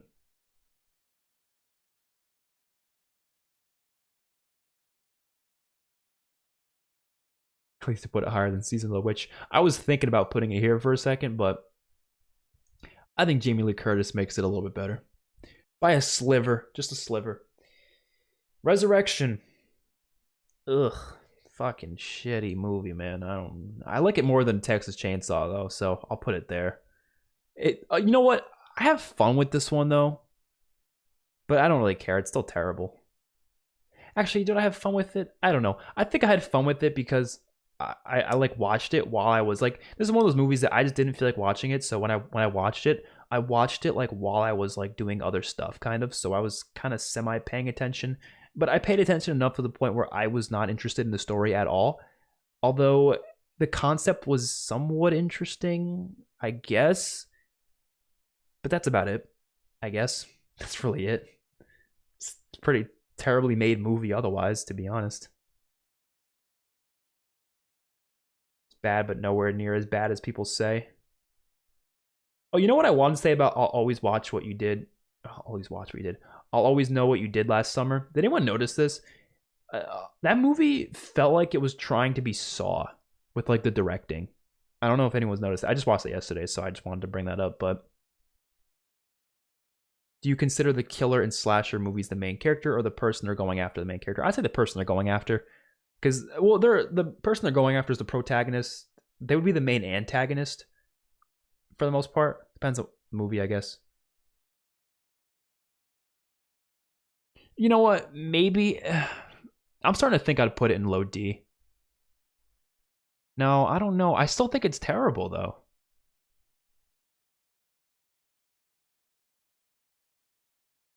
I'm keeping it in terrible.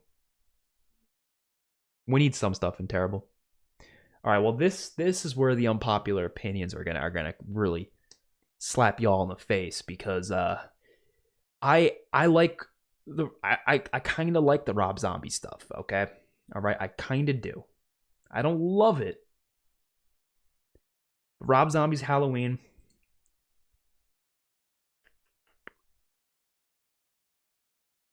It's it's it's it's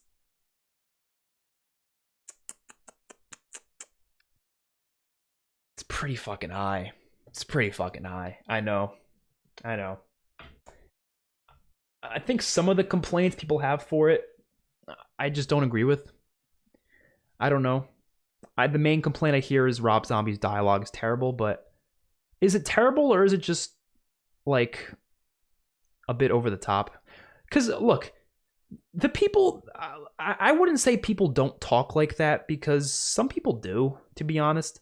Like, yes, they're obnoxious with the amount of cursing and the amount of fucking ridiculous things coming out of their mouth, but like, I mean, that family, like, I've seen families like that before, and yeah, they kind of exist, and it makes sense that that would be Michael Myers' family. So I was okay with that, just annoying dialogue, but I was like, whatever. And I don't mind that they gave him a bit of backstory, because look, we've had what, like fucking eight or something Halloween movies going leading up to this. You have to change it up. You have to do something different. So why not? Why not give him some backstory? I had no problem with that at all. He's not supposed to be the same Michael we saw before. He's definitely a different interpretation of Michael. He's very different, and I'm okay with that. He's definitely, yeah, he's not like a stealthy, like, stalker like he was in the original. He's kind of more brutal, feels more like Jason. I agree. I don't mind that, though. I really don't. I think it was a good change. Love the kills, and I do like how it's split up with, you have the backstory stuff, and then the second half feels more like the original. Yes, Laurie Strode in this one's not nearly as good as the original, no shit, but it still worked.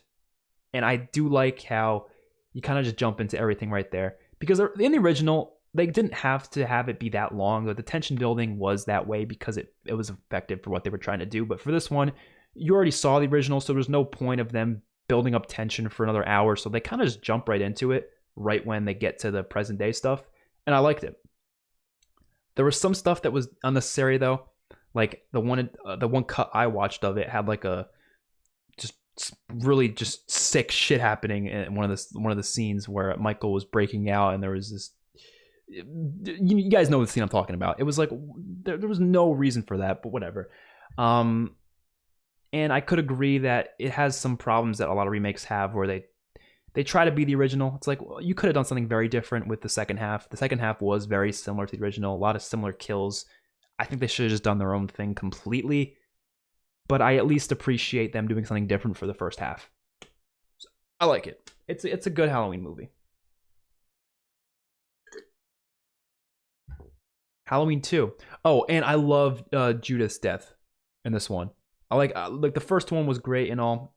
It was more, to the point, I guess, but I actually really liked how they did Judith's death in this one too. They played the Fear the Reaper song and everything. Like, that was cool.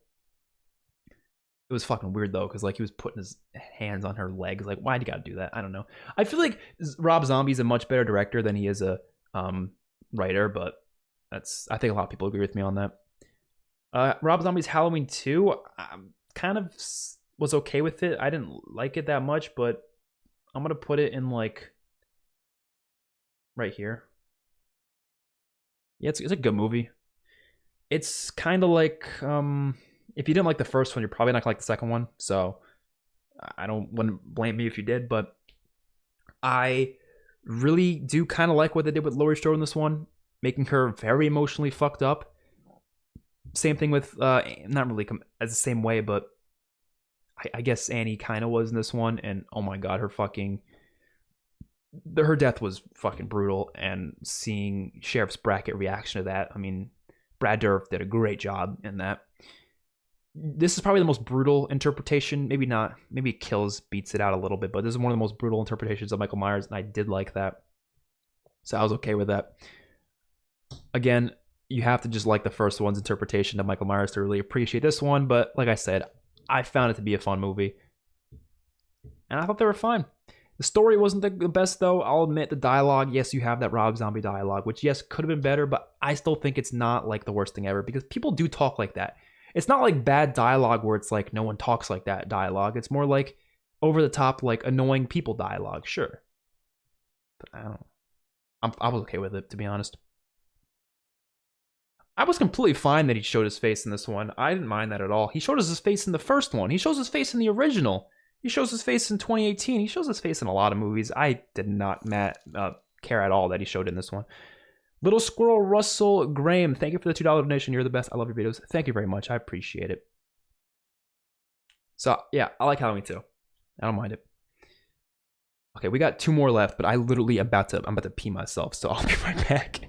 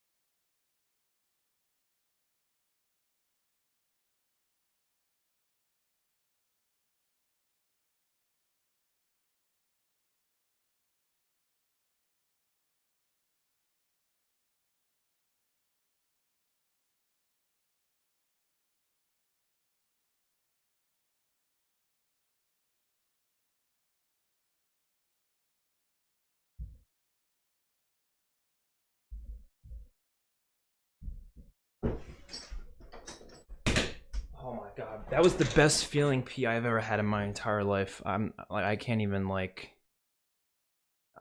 That was fantastic. I had to go so badly, and I didn't want to rush you guys. I don't want to like rush out of here because I don't want to rush. I want to actually talk about Halloween 2018 and kills a little bit. Yeah, Rob Zombie Halloween 2 did tackle PTSD kind of well. I agree. Okay. 2018. 2018.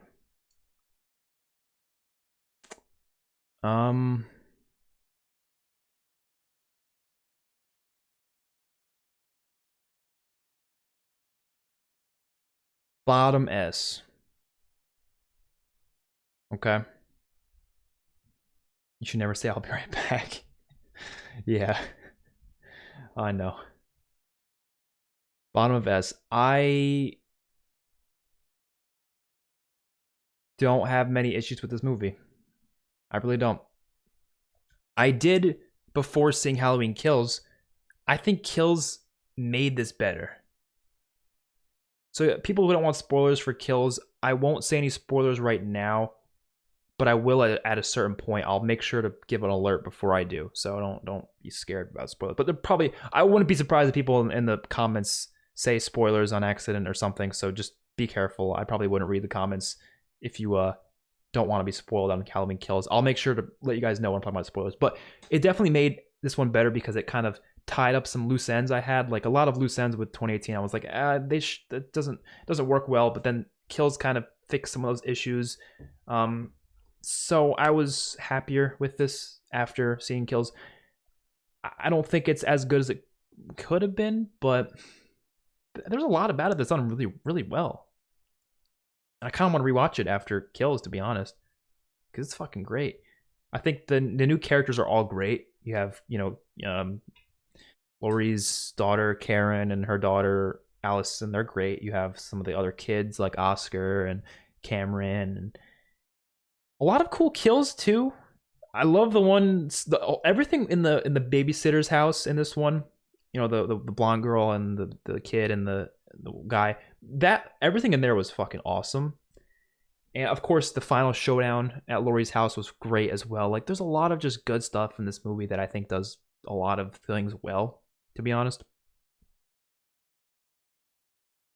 Okay, me saying that this movie is better because it kills is not really That's not saying I love Kills, by the way. We'll talk. We'll get into Kills. If you saw my review, you probably know how I feel about it already.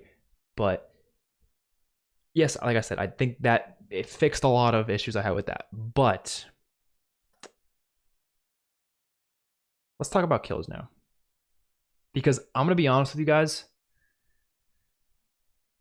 I would have put it in like good or great, probably good. But I kind of want to give it like average now, because the more I've thought about the movie, the more I've been like, what the fuck? And I don't know. I had a good time watching it. I did. Oh yeah, they had a lot of good directing in 2018's. That one 2-minute take was fantastic. Oh, 2018 is better than Kills. I agree. Kills, I'm gonna have a trouble time placing this one, to be honest, because like, I don't know. Yeah, I think this is the best Halloween timeline for sure.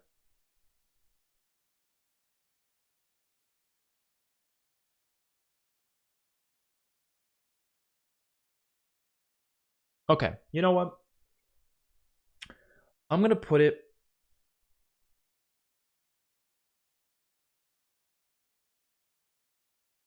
I have so many issues with this movie.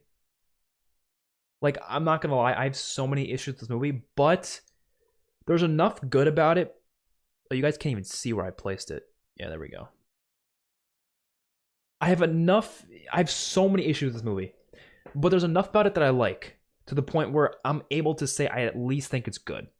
Because there's a lot of good about this movie. The kills are the best kills in the franchise.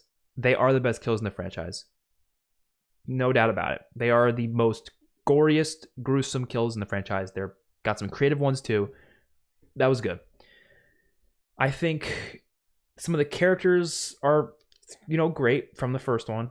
Some of the returning ones. But what I hated about this one, it's overlookable. It's overlookable. My biggest issue, though, is that this probably has the stupidest. By the way, we're probably going to get to spoilers, so if you haven't seen it, I would just probably wouldn't watch this.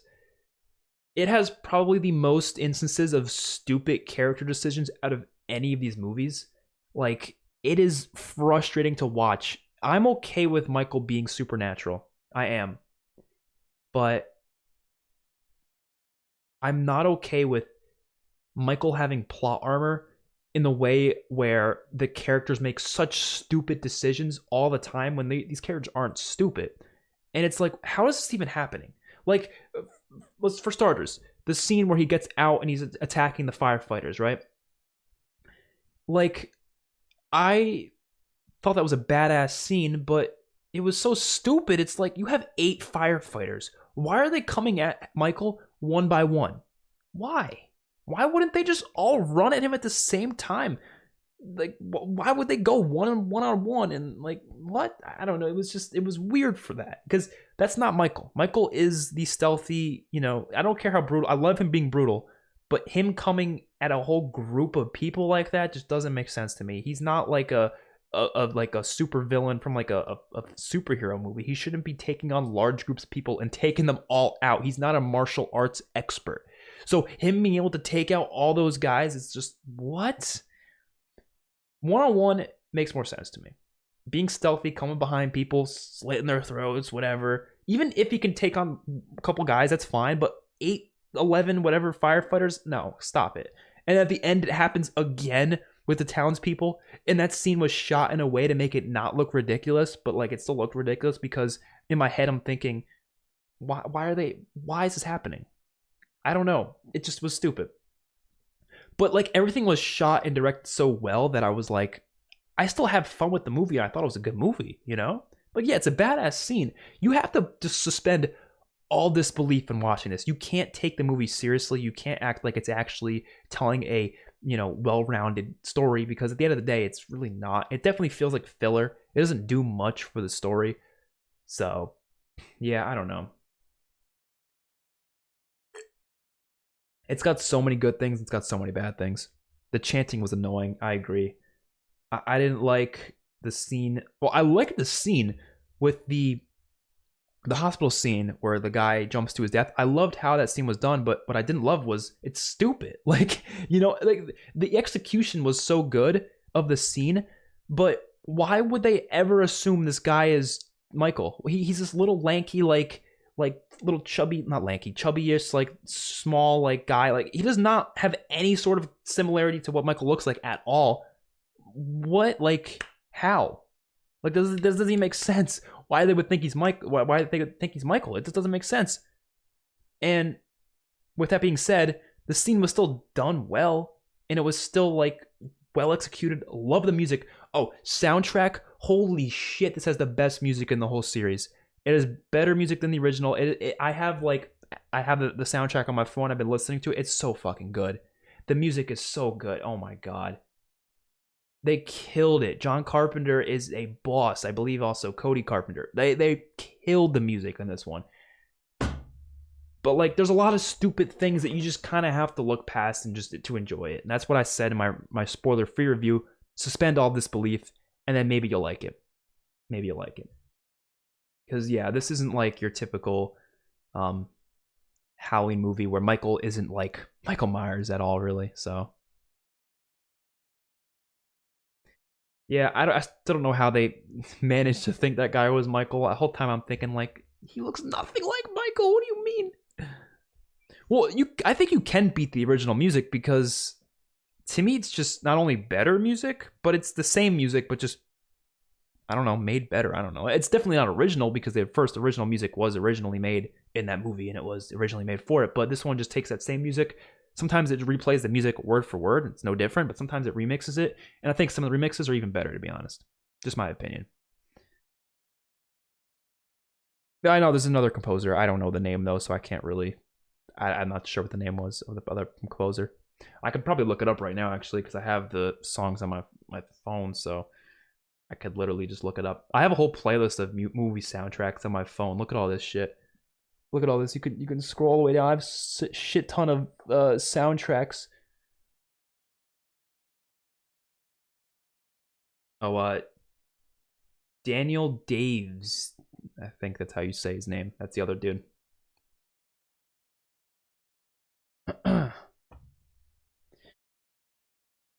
Do you prefer Halloween or the Friday the 13th franchise? I think Halloween by just a little bit. Not by a lot, though. As a whole. So yeah, this is my ranking. A big old ranking. I want to do a top 20 horror movies video because obviously this isn't all horror movies. This is just slashers. There's a lot of horror movies that I like more than some of these. How many is this? 1, 2, 3, 4, 5, 6, 7, 8, 9, 10, 11, 12, 13. So this is 13 in S. Damn. The bulk of them seem to be in bad, though. There's a lot of bad ones. Do you like the Chucky TV series? I liked episode 1, yeah.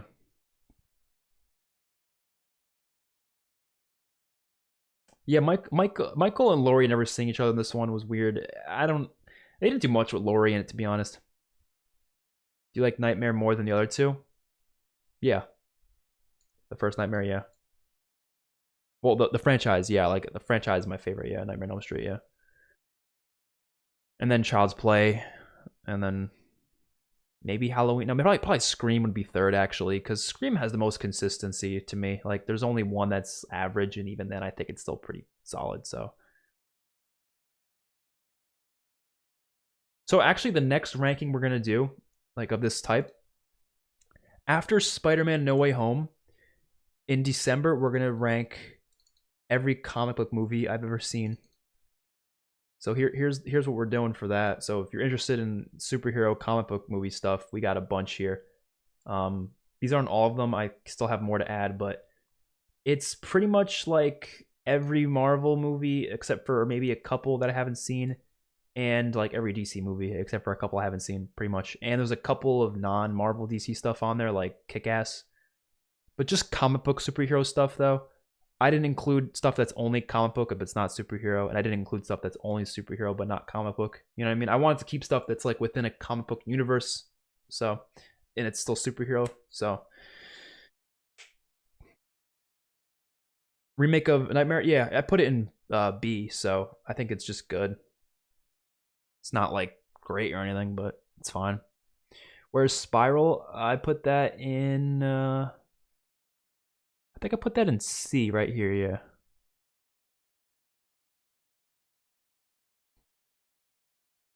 I think I prefer Scream over Friday the 13th. Like as a franchise, yeah. Even as a movie, yeah, I would say for sure. You can probably just tell by this list which ones I prefer. I mean, look, A Nightmare on Elm Street and Child's Play. There's 3 of each of those franchises up here. That's already a good sign, you know.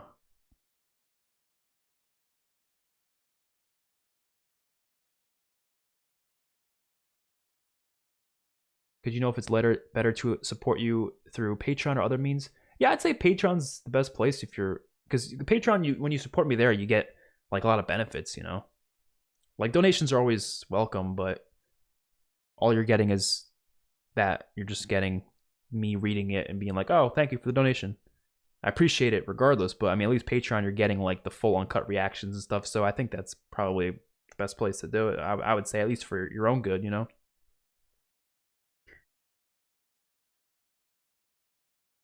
Have you seen Sleepaway Camp? Nope.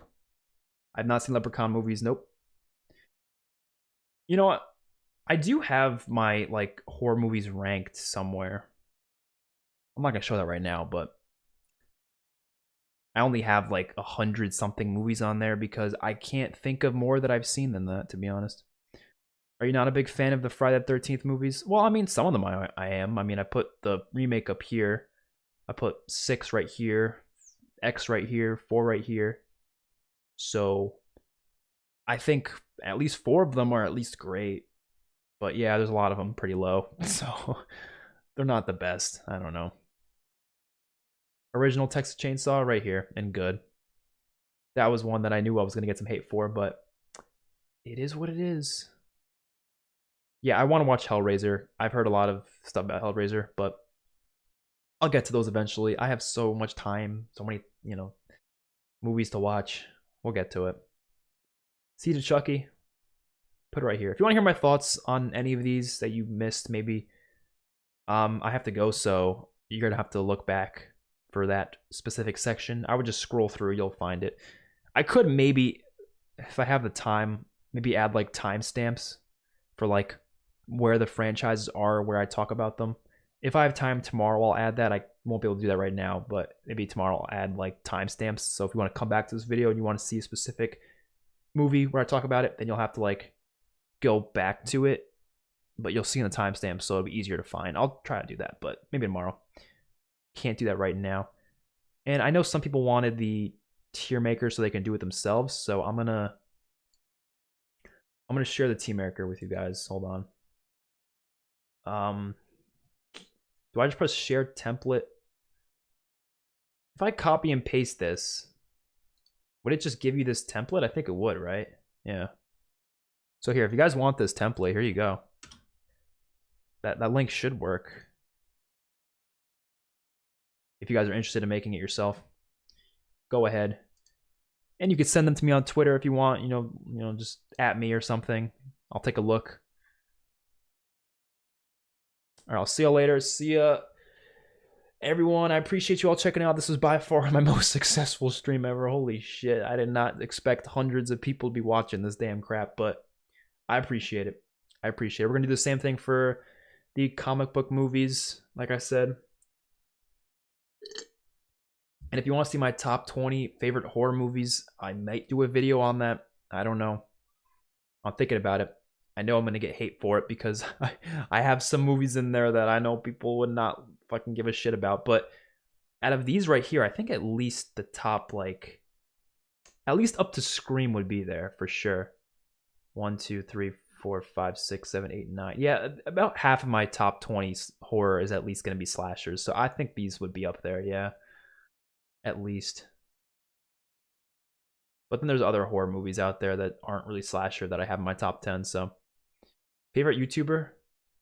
I think I respect Mr. Beast the most, and he's got fucking really entertaining shit. So I'm gonna go with Mr. Beast. Where's Scream? It's right here, right here. All right, I'll see you all later. Do you like the new Scream 5 trailer? I did. I have a reaction to it on the channel, so definitely go